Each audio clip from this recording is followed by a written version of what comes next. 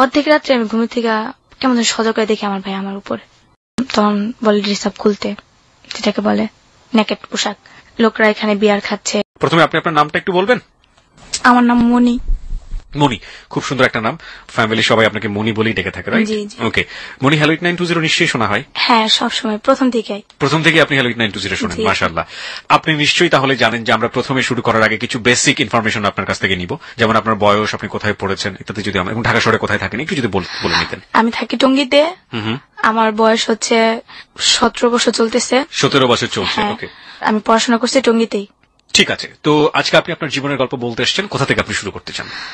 প্রথম থেকে আমি আমার মায়ের কাহিনী থেকে শুরু করি। জি প্লিজ, একেবারে রিল্যাক্স, ফ্রেন্ডদের কাছে যেভাবে বলে ঠিক সেইভাবে আরামসে বলুন, কোনো সমস্যা নেই, আমরা সবাই মিলে আপনার কথা শুনবো। প্রথমে আমার আম্মু একজন ক্লিনিকের একজন আপনার বলতে পারেন ডাক্তার ছিল, নার্স। জি।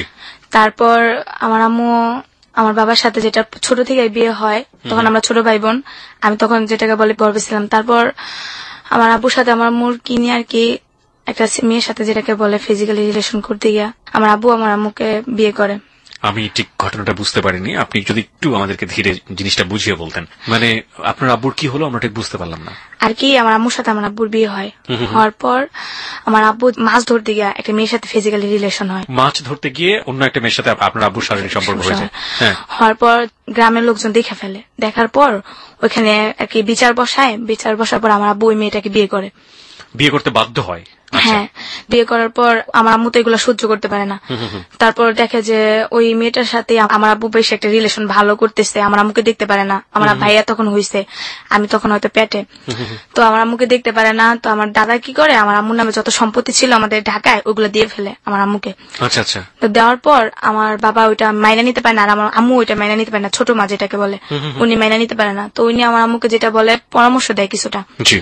পরামর্শ দেওয়ার পর আমার আব্বু কি করে, যে আমার দাদার উপর অনেক টর্চারিং করার পর আমার দাদা স্ট্রোক করে মারা যায়। মানে আপনার বাবার অত্যাচারে আপনার দাদা মারা গেল? হ্যাঁ, একটা স্ট্রোক করে। কিসের জন্য সম্পত্তি লিখে দিচ্ছে অন্য মেয়েকে, ওনার ছেলে থেকে। তো আমার আম্মুকে অনেকভাবে সই নেওয়ার চেষ্টা করে, কিন্তু আমার আম্মু দেয় না। আমার আম্মু চিন্তা করে যে আমার ছেলে আসছে, আমার গর্বে একটা আসতেছে, তো ওরও তো ভবিষ্যৎ আছে, না দেওয়ার কারণে আমার আম্মুকে ওনারা সাইরা দেওয়ার হুমকি দেয়। আমার আম্মুকে বিভিন্ন ভাবে টর্চারিং করে, ছেলে দেয়া, যেমন বাইরের কিছু লোক দিয়ে আমার আম্মুকে টর্চারিং করে। তো করার পর আমার আম্মু এক সময় দেখা যায় যে বাধ্যতামূলক আমার বাবার বাসায় ভাড়া থাকে, পরিচয় দেয় না যে ওনার হাজবেন্ড।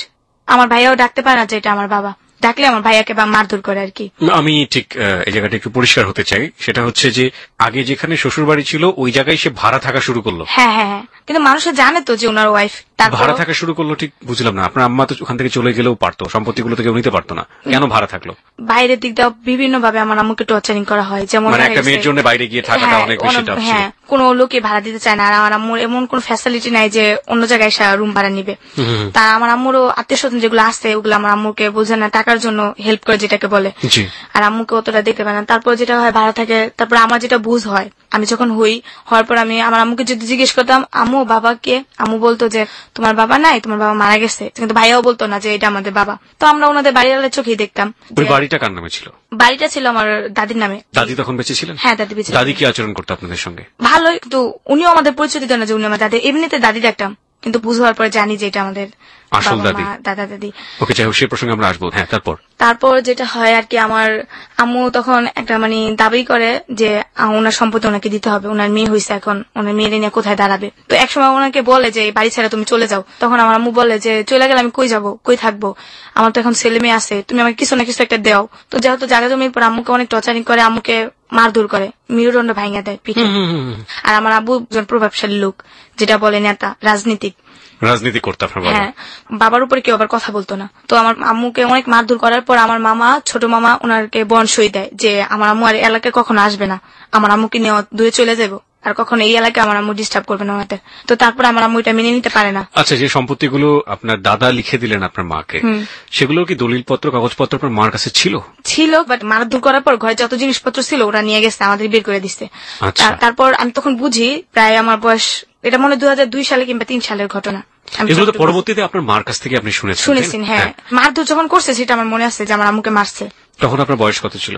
কত যেটাকে বুঝে একদম অল্প বয়স, একবার 5 থেকে 6 দেখেছিলেন আপনি ওই সময়টা? দেখছিলাম যে আমার আম্মুকে ঝাড়ু দিয়ে পিটাইতেছে, আমার আম্মু অনেক মোটা ছিল আর আমার আম্মু চুল পায়ে পর্যন্ত পড়তো, আমার আম্মুকে চুল ধরে চুল কাইটা দিতেছে, আমার আম্মু চুল এই চুল নিয়ে মানুষের দেখাবি এগুলা। আর আমার আম্মু কিন্তু যেটা বলে মহাখালী শিশু ক্লিনিকে MBBS একটা ডাক্তার ছিল। আচ্ছা। তারপর আমার আম্মুকে বলে যে তুই কোন জায়গায় কর্ম করে খাবি, ওই সুযোগটাও তোরে রাখবো না। বড় বড় কাঠের জিনিস ওইগুলা দিয়ে আমার আম্মুকে অনেক মারধর করে, কেউ যে ফিরাই বড়েও পারে না। তো আমি ওইটা দেখে আমি আমার খালারে ডাইকা নিয়ে আসছি যে খালাম্মা আমুরে মনে মন বাড়িওয়ালা মারতেছে। পরে আমার খালাম্মা যায় চলে, আমার খালাম্মা আমার ছোট মামা নিয়ে যায়। ছোট মামা এগুলা শুই না বলে যে ও তো পাগল হয়ে গেছে, ওর মেন্টালি সমস্যা আছে, ওরে আমরা নিয়ে যাবো, আপনি একটা বন সুই দেন, আমরা যেভাবে ওকে নিয়ে যাবো। পরে বলে হ্যাঁ নিয়ে যেতে পারো, তোমাদের বোনের এক সত্য আছে, তোমাদের এই এলাকা যেন কখনো দেখি না, আর তোমার বোনের জন্য এই এলাকায় কখনো দেখি না, আর যদি দেখি তাহলে তো বুঝোই কি করতে পারি আমি। তারপর ওরা কি করে যে বন সুই দিয়ে আমার আম্মুকে নিয়ে আসে। নিয়ে আসার পর ওরা আমার আম্মু কোথায় থাকবে, আমার আম্মু এগুলো মাইনে নিতে পারে না যে আমি এত কিছু করে আমি কেন সম্পত্তির অধিকার পাবো না, আমার ছেলে মেয়ে তো ওদের। তো আমার আম্মু কি করে থানার সাহায্য নেয়, থানার লোকরা আসে, তো আমার আব্বু কিছু টাকা দেয় ওনাদেরকে, আমি যেটা শুনছি আমার খালাম্মার মুখে থেকে। টাকা দেওয়ার পর চলে যায় পুলিশেরা, আর এটা নিয়ে বেশি একটা ঘাটাঘাটি করে না, বলে যে তুমি এগুলো করো না, তোমার সমস্যা করতে পারে, আমরা তোমাকে সবসময় পাহারা দিতে পারবো না, দেখা গেছে তোমার হাজবেন্ডের লোক এসেও তোমাকে ডিস্টার্ব করতে পারে, তখন কি করবা। তো আমার যেটা সৎ মা উনি আমার আম্মুকে ডাইকা নিয়ে যায়, নিয়ে আমার আম্মুর সাথে ভালো কথা বলে, হ্যাঁ তোমাকে জায়গা জমি এগুলো আমি ব্যবস্থা করে দেবো, তোমার কোনো সমস্যা হবে না। তো উনি কি করে যে কিছু তাবিজ তোমার যেগুলো বলে পাগল করার মতো কিছু, ওগুলো আমার আম্মুকে খাওয়াই দেয় মাংসের সাথে।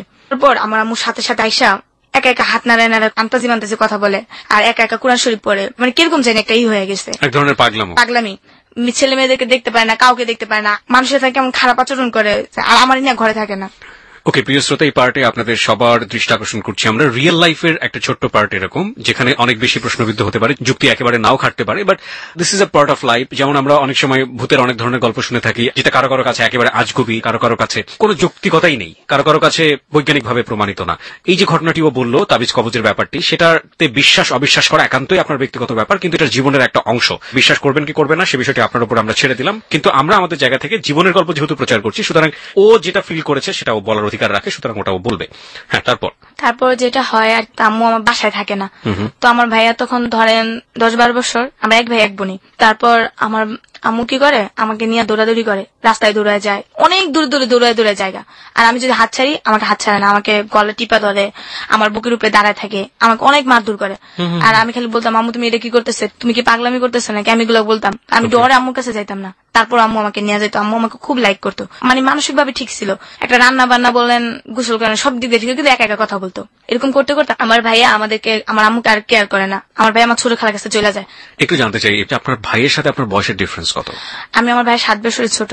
ওকে, হ্যাঁ তারপর যেটা হয় যে আমার ভাইয়া গাড়ি লাইনে ডিউটি নেয় আমার মামার খালের বাসায় গিয়ে। হ্যাঁ, তো খালের বাসায় গিয়ে সে গাড়ির লাইনে ডিউটি নিল। কি ডিউটি ছিল এটা? যে হেল্পারি করে বাসে। ওকে, হ্যাঁ তারপর আমি আমার আম্মুর কাছে থাকি, আমার আম্মুর সাথে আমি ঘোরাফেরা করি, কিন্তু আমাকে কেউ তখন আর অতটা গিয়ে করে না যে ও পাগল আমি করুক, সমস্যা কি, মেয়েটা আমাদের কাছে থাকে। কিন্তু কি আমাদের যে সৎমা ছিল তার ঘরে কি সেই সময় কোনো সন্তান ছিল? হ্যাঁ, 2 ছেলে 1 মেয়ে ওনার ঘরে এখনো বর্তমান আছে। তারপর যেটা হয় যে আমার আম্মু আমাকে নিয়ে যায়, রাস্তায় থাকি আমরা, থাকা জায়গা নাই গা। 2004 সালের কথাটা আমার মনে আছে, তখন একটা গ্যাঞ্জাম হয়। রাস্তায় কিভাবে থাকলেন? দেখা গেছে কোনো দোকানে সাইডে আমরা প্রথমে বসে থাকতাম, আম্মু বসে থাকতো, আম্মুর কোষে যেটাকে বলে, আম্মুর কোষে আমি মাথা দিয়ে রাখতাম, আম্মু আমাকে কাপড় দিয়ে ঢাকা রাখতো, ঢাকা আমরা শুয়ে থাকতাম। আর আমার মনে আছে খুব শীতের দিন ছিল, তখন কি হইতো যে আম্মু আমাকে নিয়ে একটা দোকানের সাইডে আম্মু শুয়ে থাকতো, শাটারের ওই সাইডে আমি শুয়ে থাকতাম, আম্মু বাইরে শুয়ে থাকতো, আম্মু আমাকে জড়াই দিয়ে কাপড়ের ভিতরে পেঁচাই নিয়ে শুয়ে থাকতো, আম্মু সাইডে শুয়ে থাকতো। কিন্তু আমার ফ্যামিলিটা ওরা ভাবতো না যে মেয়েটাকে আমি রাখি বা ওরে এক ঘরে বন্দি করে রাখি, কোনো সময় করতো না, আমার ফ্যামিলির দিকে একটা কেয়ারই করতো না। তারপর এইভাবে আমরা রাস্তায় থাকতাম, আমার ভাই দেখলে আমাদের সাথে দেখা করতো না, কথা বলতো না। আমার আম্মু আমার ভাইকে খুব লাইক করে, ভাই কি বলবো, এতটাই লাইক করে যে আমার থেকে আমার ভাইয়ের খুব লাইক করে। আমার ভাইয়ের কিছু হইলে আমার মনে হয় আম্মু খুব টেনশন করে, আম্মু বলে যে তোর ভাইয়েরা দেখে আসি এটা। তো আমরা রাস্তায় ঘুরতে ঘুরতে একদিন দুপুরবেলা বনানি আইসা ফুটপাতে চা বেসে, চা খাই আমার আম্মু আর আমি। তো আমার ভাইয়াকে দেখি যে বাসের ভিতরে যে ডাক দেওয়ার লোক নেয় না, তো আমার ভাইয়া ডাক দেওয়ার লোক নিতেছে, আমার ভাইয়ের আমি দেখে জাহিদ ভাই করে ডাক দিই। তো ডাক দেওয়ার পরে ভাইয়া দাঁড়ায় দেখা ও আর কথা কয় না। আপনার ভাইয়ের নাম ছিল জাহিদ? হ্যাঁ। তো দেখে আমার বলতেছে তোরা এনে, পরে আমি ভাইয়া মায়ের দেখতে চাইছে, তোমার মায়ের কাছে যাও। মার কাছে গিয়ে আমার এখন সময় নাই, 16 টাকা দেয় আমার আম্মুরে। 16 টাকা দেওয়ার পর বলে আমি জায়গা, আম্মু আবার ডাক দেয় অনেক, যাই একটু কথা শুনে দেয়, বাবা তোর চেহারা একটু দেখমু। কিন্তু ভাইয়া আম্মুর সাথে কথা বলে না, ভাইয়া চলে যায়। পরের দিন আমি আর আম্মু টঙ্গিতে আমাদের খালার বাসায় যাই। যার পরে আমি ভাইয়ের জন্য দাঁড়ায় থাকতাম আমরা। পরে ভাই কখন আসবে, আসলে কিছু টাকা দিবে, আমরা ওই টাকাতে খাওয়া দাওয়া করবো। তো ভাইয়া আসলো, আসার পরে তো আমি আমার ভাই বলতেছে, ভাই আপনার সাথে ভাই দেখা করতে চাই, মার সাথে একটু কথা কইবেন। পরে ডাক দে। পরে ভাই আসতে, বাপ কেমন আছো, একটু জড়াই ধরলে না। এই তুমি আমার জড়াই ধরবে না, কেন জড়াই ধরতেছো? এই তোমার শরীরে কি অবস্থা, নোংরামি অভ্যাস, কেমন জড়াই ধরকা? তুমি আমার রাস্তায় দিতে ডাক দিবা না? তোমার মতো ফকির লোকের রাস্তায় কথা বলে মানুষ আমার মান সম্মান চলে যায় না? আমার ভাই আমার মারে এগুলো কইতো। তো মায়ের কষ্ট নিত না মনে, আমি কষ্ট নিতাম। আমি মনে করতাম যে ভাই এরকম বড় লোক দেখে আম্মুর এরকম করে, আর আমার সাথে ভাই কথা কইতো না। রাস্তাঘাটে দেখলে একটা সামনে বোন বলে আদর করতো, ওরকম করতো না। আমার খালতো বোনের মেয়ে 2টা ছিল, ওদেরকে অনেক লাইক করতো আমার ভাইয়া। ওদের পড়ালেখা সবকিছু চালাইতো আমার ভাইয়া, বই টই যা বলেন, খাতা বলেন, সবকিছু চালাইতো। কিন্তু আমাকে কোনোদিন 2টা টাকা দিত না, আর আমি চাইতাম না, আমি খুব ভয় পেতাম ভাইয়ারে। তারপর যেটা হয়, আমার খালার বকাবকি করে, তুই আমার ছেলেটা নষ্ট বানাইছিস, আমার ছেলেটা আমার দেখতে পায় না, আমার ছেলে কি করছিস তোরা, আমার ছেলে আমাকে দেখতে পায় নাকি? এরা বলছে দেখে না, আমার খালা তকাতকি করে, আমার আম্মু তকাতকি করে। তারপর আমার ভাই আমার আম্মুকে কোমরে বেল দিয়ে মারতে যায়। তো আমি আমার ভাইয়ের দড়ি দেখে, ভাই মারে না মারে, আমাকেই মারে, অনেকগুলো থাপ্পড় মারে, অনেকগুলো ঘুষি মারে। আর কখনো এদিকে যদি দেখি তাহলে ঠ্যাং ভেঙে দিমু, তোর মারে না কখনো আবি না, এই মুখ তোরা কখনো দেখাবি না। মা বলে ডাকতো না ওনাকে? না, কখনই আমার মারে মা বলে ডাকতো না। আমার মা ভিক্ষা করতো দেখে অবহেলা করতো। ও মানে ওই সময়টা তুমি ভিক্ষা করতেন? হ্যাঁ, আমরা তো খাইতে পারতাম না। তো আমার আম্মু আর আমি চাই খাইতাম, আমি চাইতাম, আম্মু তারা থাকতো। আপনার তখন বয়সটা কত, আপনার যদি মনে থাকে, মানে যে সময়টা আপনি লোকজনের কাছে চাইতেন, আপনার মা কি করতেন? বয়স কত সঠিক আমি বলতে পারি না, তখন 2005 সালের ঘটনা এটা। 2005 সালের ঘটনা, তার মানে খুব বেশি দূরে তো না। হ্যাঁ, আপনার যদি এখন 18 বছর হয়ে থাকে, তাহলে 2005 সালে তো বুঝতে পারছেন প্রিয় শ্রোতা, ও মোটামুটি বড়ই ছিল সেই সময়টা, বছর দশকের মতো বয়স। ওকে, হ্যাঁ, তারপর ভিক্ষা করতে গেলে সময় বাসা বাড়িতে যদি চাইতে যেতাম, তাহলে ওনারা বলতো কাজ করে খাইতে পারো না, ভিক্ষা করো কেন? তোমার আম্মুর দেখতে সুস্থ সবলে মনে, কিন্তু আম্মু হাঁটতে পারতো না, অনেক কষ্ট করে হাঁটতো। এমবিবিএস ডক্টর, সে ভিক্ষা করছে? বিশ্বাস যদি অনেক জায়গায় আম্মু আমাকে নিয়ে গেছে হেল্প করার জন্য, ওনার অনেক পরিচিত লোক ছিল। দেখা গেছে যে আপনার মতিঝিল টেন্টি কলোনি আসছে না, ফকিরাপুল, ওইখানে একটা আমার মামা ছিল। তো আমার মামা একটা সরকারি জব করে, উনি ওই কোয়ার্টার পাইছে। আমার আম্মু কিন্তু তখনও ব্রেন ভালো। আম্মু আমাকে নিয়ে যাওয়ার পর তো ওইখানে কলোনিতে আমাদের ঢুকার পর আমার মাম্মি যেটা, উনি আমাদের এই অবস্থা দেখা উনি আমাদেরকে ঘরে নেয় না। উনি বলে তুমি নিচে বসো, এই সিঁড়িতে থাকবা, আমি খাওয়া দাওয়া যা যা লাগে ব্যবস্থা করবো। কিন্তু তখন আমাদের হেল্প করে না। আপনার মার একটা মানসিক বিকলাঙ্গ অবস্থা তৈরি হয়েছিল সেই সময়টাতে, আসলে উনি এমবিবিএস থাকলেও ওনার কিছু করার নেই, কারণ উনি তো মানসিকভাবে অপ্রকৃতস্থ। প্রিয় শ্রোতা, আপনাদের সবার দৃষ্টি আকর্ষণ করছি, আজকে মণি আছে আমাদের সঙ্গে। মণি তার জীবনের গল্প নিয়ে এসছে এখানে, এবং মণির জীবনের গল্প কোথায় গিয়ে দাঁড়াবে আমরা কেউ জানি না। আমরা শুধু বলতে চাই, প্রত্যেকটি জীবনের গল্পই আমাদের কাছে অসম্ভব রকমের মূল্যবান, এক একটি রত্ন হচ্ছে এক একটি জীবনের গল্প। হ্যাঁ মণি, তারপর একদিন হয় আমরা আমাদের ওইখানে এক জায়গায় যাই চাইতে। আমি আবার একটু খেলার অভ্যাস ছিল বেশি, তো যাওয়া শেষে একটু খাওয়া দাওয়া হয়েছে, একটা বাসায় আমাদের খাইতে দেয়। ওই দিনকে আবার ওনার বিয়ে বাড়ির অনুষ্ঠান ছিল। খাওয়ার পরে ক্লান্ত হয়ে যায় আমার আম্মু। তো আমার আম্মু এক গাছের নিচে বসে থাকে, আমি একটা মেয়ের সাথে খেলতেছিলাম। মেয়েটা বলে তোমরা কি করো? আমরা বলি আমরা চা খাই। তোমাদের এখানে বাড়ি আছে? হ্যাঁ আমাদের এখানে বাড়ি আছে। আমার আম্মু ফুলের ব্যবসা করে, আমার আম্মু ফুলও বেচে খায়ও। আমি আবার একটু মিথ্যে কথা বলি। তো ওরা অনেক বড় লোক দেখতাম, তো এর জন্য এসব কথা বলতাম। ও বলে আমি ফুল কিনে দিব আমারে কয়টা, আমি তোমার টাকা দিব। আমি ফুল তো নাই, তুমি আমাদের বাসায় যাবা, গেলে আমি তোমার ফুল এনে দিব, সমস্যা নেই, এটা বলি। মেয়েটা আবার ওর আম্মুর কাছে গিয়ে বলে আম্মু আমি ওদের কাছে যাই, ওনারা ফুল দিব। তো ওর আম্মু আবার ওটা নেগেটিভ ভাবে নেওয়ার পর ওর আম্মু বলে কে যে ও ফুল নিতে যাবো না, এগুলো বাচ্চা চুরি করার কথা বলতেছে, নিশ্চয় ওরা বাচ্চা চোর। এটা বললা আমার আম্মুকে ধরে নিয়ে যায়। আমার আম্মুকে আমার আম্মুকে অনেক টর্চারিং করে ভাইয়া, এতটাই টর্চারিং করে। আমার আম্মুর গায়ে হাত তুলে 2টা লাঠি দেওয়া, ওরা পিটায়। আমার আম্মু এমনি তো অসুস্থ, আরো পিটায় আমার আম্মুরে। আর আমাকে বলে স্বীকার কর, তোরা বাচ্চা চুরি করস, স্বীকার কর। যতই বলতেছি যে না আমার আম্মু বাচ্চা চুরি করে না, কিন্তু কেউ বিশ্বাস করে না। বলকে স্বীকার কর, তাহলে তোরা আম্মুরে মারবো না। তারপর আমি বাধ্যতামূলক স্বীকার করি, হ্যাঁ আমার আম্মু বাচ্চা চুরি করে, আমি এরকম মেয়ে নিয়ে যায়, আমার আম্মু চুরি করে, এগুলো আমি বলি। দেখতেছি যে আমার আম্মুরে মারতেছে, তা আমার আর করার কিছু উপায় না। আম্মু আমার বলতেছে মিথ্যা কথা বলতেছে, সত্য কথা বলো, ওনারা আমার কি মারধর করবো। তারপরে ওরা আমার আম্মুকে মারধর করে, বলে যে ও বাচ্চা মানুষ বলছে এটাই সত্য। তারপর উত্তরা থানাতে কয়েকজন পুলিশ আসে, আসার পর আমার আম্মুকে আর আমাকে ধরে নিয়ে আসে।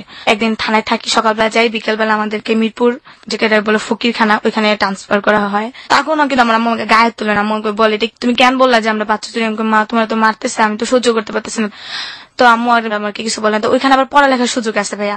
তো প্রথমে আমাকে একটা পড়ার যেখানে এখানে ভর্তি করে দেয় একটা রেশমা আপা, ওনার কথা না বললেই হয় না, উনি আমাকে পড়াশোনার দিক দিয়ে অনেকটা হেল্প করে ওই সময় ফকিরখানাতে। হ্যাঁ, তো ওইখানে আমাকে পড়াশোনার মধ্যে প্রথমে আমাকে আট করালো কিছু।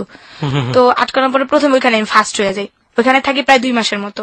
আচ্ছা, ফার্স্ট হওয়ার পরে ওনারা আমাকে চিন্তা করলো যে আমাদের পুবাইল একটা ফকিরখানা আছে, ওইখানে ট্রান্সফার করে দিবে আমার মা মেয়ে দুজনে। তো এখানে আমাদের ট্রান্সফার করে দেওয়ার পর ওইখানেও একটা স্কুল আছে মেয়েদের জন্য, ওইখানে স্কুলে আমি ভর্তি হই। হওয়ার পর প্রথমে 1-এ পড়ি। 1-এ আমার প্রথমে পরীক্ষা দেওয়ার পরে আমার রোল করে এক, ভালো পড়াশোনা করতেছে। ওইটা আবার একটা যেটাকে বলে হেড অফিসার, উনি আবার ছিল হিন্দু। তো উনার মেয়েটাই নাকি দেখতে বলে আমার মতো ছিল, তো মেয়েটা নাকি বলে মারা গেছে। তো আমাকে খুব লাইক করতো। আচ্ছা, সবার থেকে মানে ওইখানে নাহলে 9-10 হাজার লোক ছিল। ভিক্ষুক? হ্যাঁ, ভিক্ষুক মানে ওখানকার একটা আমল ছিল যেটা ভিক্ষুক ধরে ধরে নিয়ে নেওয়া মানুষের ভালো করার জন্য ইয়ে করতো। যে বাইরে থেকে খেলোয়াড় নাকি আসবে তখন ভিক্ষুক ধরে নিয়ে যেত, ওরকম করতো। তো ধরে না আমি আবার পড়াশোনা ভালো করতাম। তো ওইখানে যেটা হয় একদিন বৃহস্পতিবার দিন একটা মিটিং হয়। হওয়ার পর প্রশ্ন করে মেয়েদের যে মেয়েদের সবচেয়ে পর্দাশীল কি কি জন্য মেয়েরা পর্দাশীল করে, যে উত্তরটা দিতে পারবা তার জন্য সারপ্রাইজ আছে।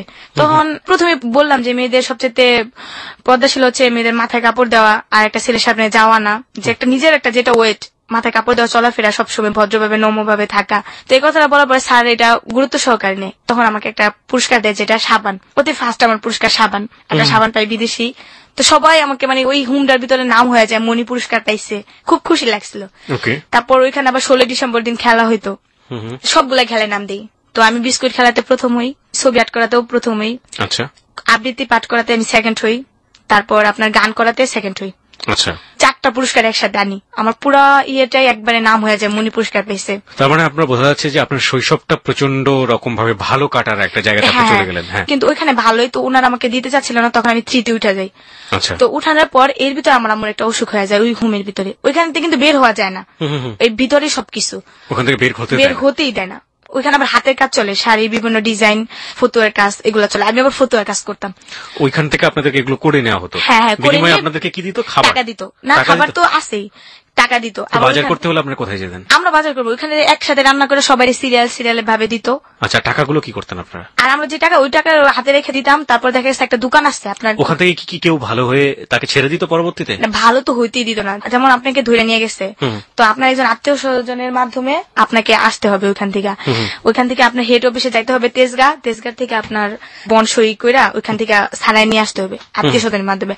আর যদি মেয়ে থাকে, দেখা গেছে মেয়েদেরকে আপনার বড় একটা ভালো চাকরি দিয়ে শেষ পর্যন্ত বিয়ে বের করে দিবে। তারপর আমার আম্মু একটা প্রচন্ড রাখার অসুখে পড়ে যায়, পাতলা পায়খানা যেটাকে বলে। ওই পর আমার আম্মুকে ডাক্তারে নেওয়া ট্রিটমেন্ট করা হয়, কিন্তু আমার আম্মু ভালো হয় না। তারপর আমার আম্মুকে কি করে, জিজ্ঞেস করে যে তোমার কেউ আছে নাকি, আমার আম্মুকে ঠিকানা বলতে বলে। আমি বলি আমার আম্মু ততটা নেই, আমার চট্টগ্রাম আছে, আমি বলছি টঙ্গী, যেটাকে একটা ঠিকানা আছে নিরসপাড়া বললাম। বলার পর উনি ওই ঠিকানা অনুযায়ী আমার খালাম্মার বাসায় গেল। আমার খালাম্মা এই 2 বছরের ভিতরে নাকি অনেক বিস্তারিত আমাদের, বাট কোনো খবর পাই নাই। তো যখন আমার খালাম্মা শুনছে, তখন আমার খালা আর আমার মামি আসছিল। তো আসার পর আমার খালা মামি এসে আমার দেখছে যে আমার আম্মুর খুব অবস্থা খারাপ। ও এর ভিতরে যেটা হয়, আমার আম্মু একদিন ড্যানিস খাইতে চায়।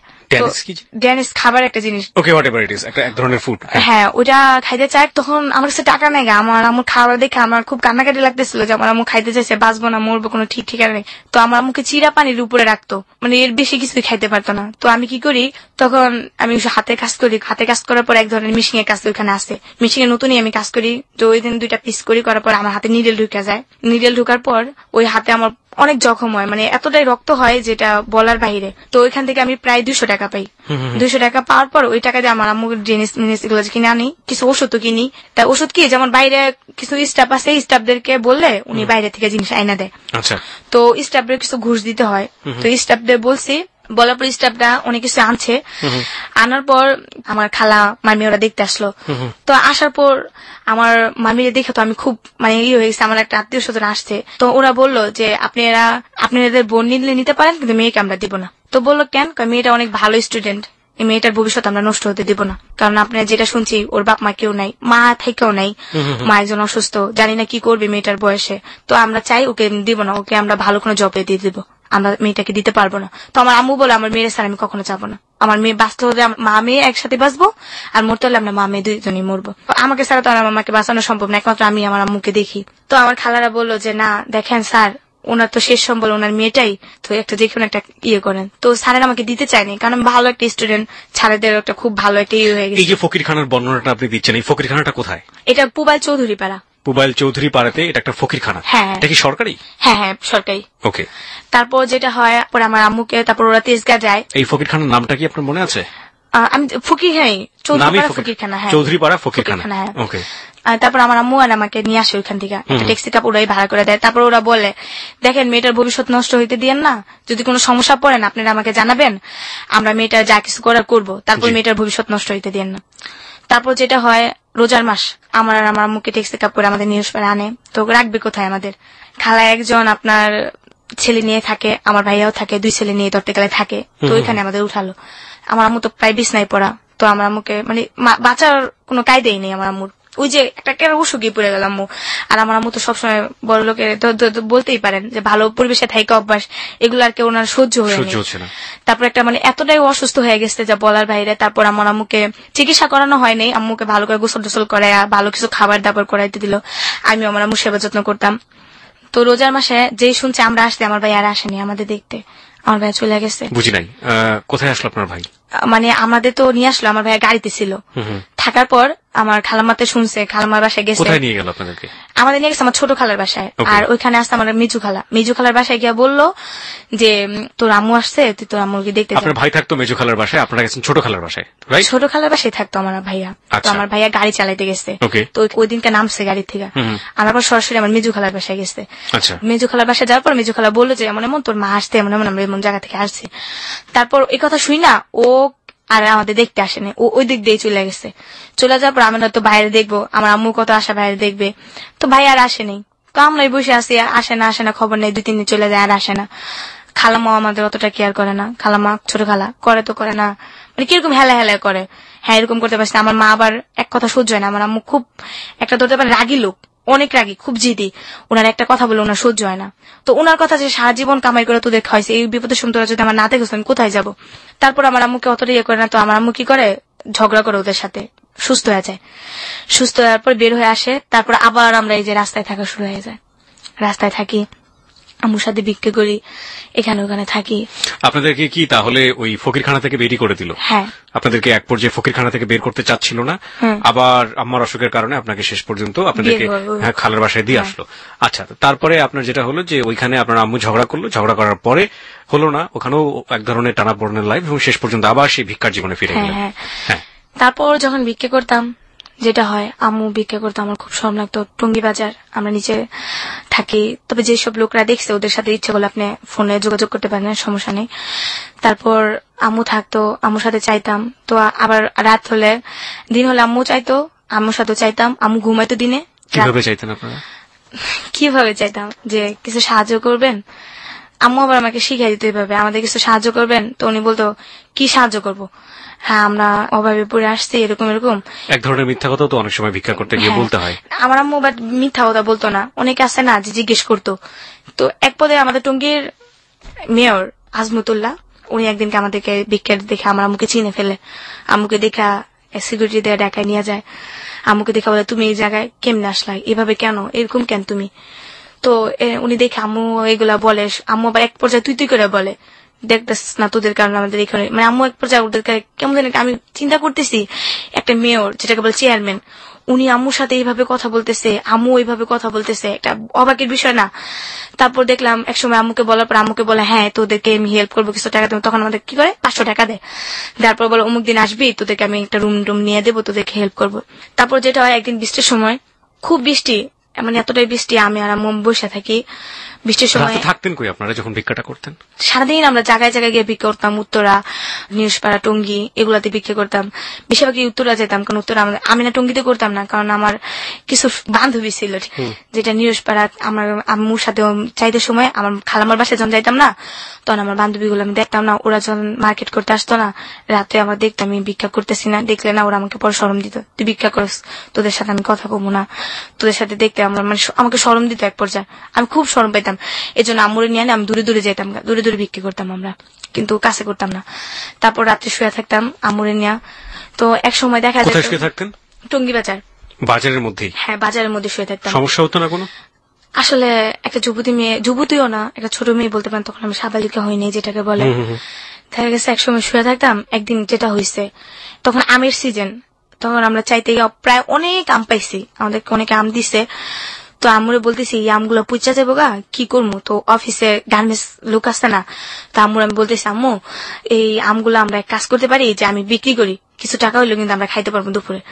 কয় কি করবা? আমি তুমি তো রাত্রে ঘুমাও না, তুমি এখানে শুয়ে থাকো, আমি তোমার এখানে বসে বসে আম বিক্রি করি।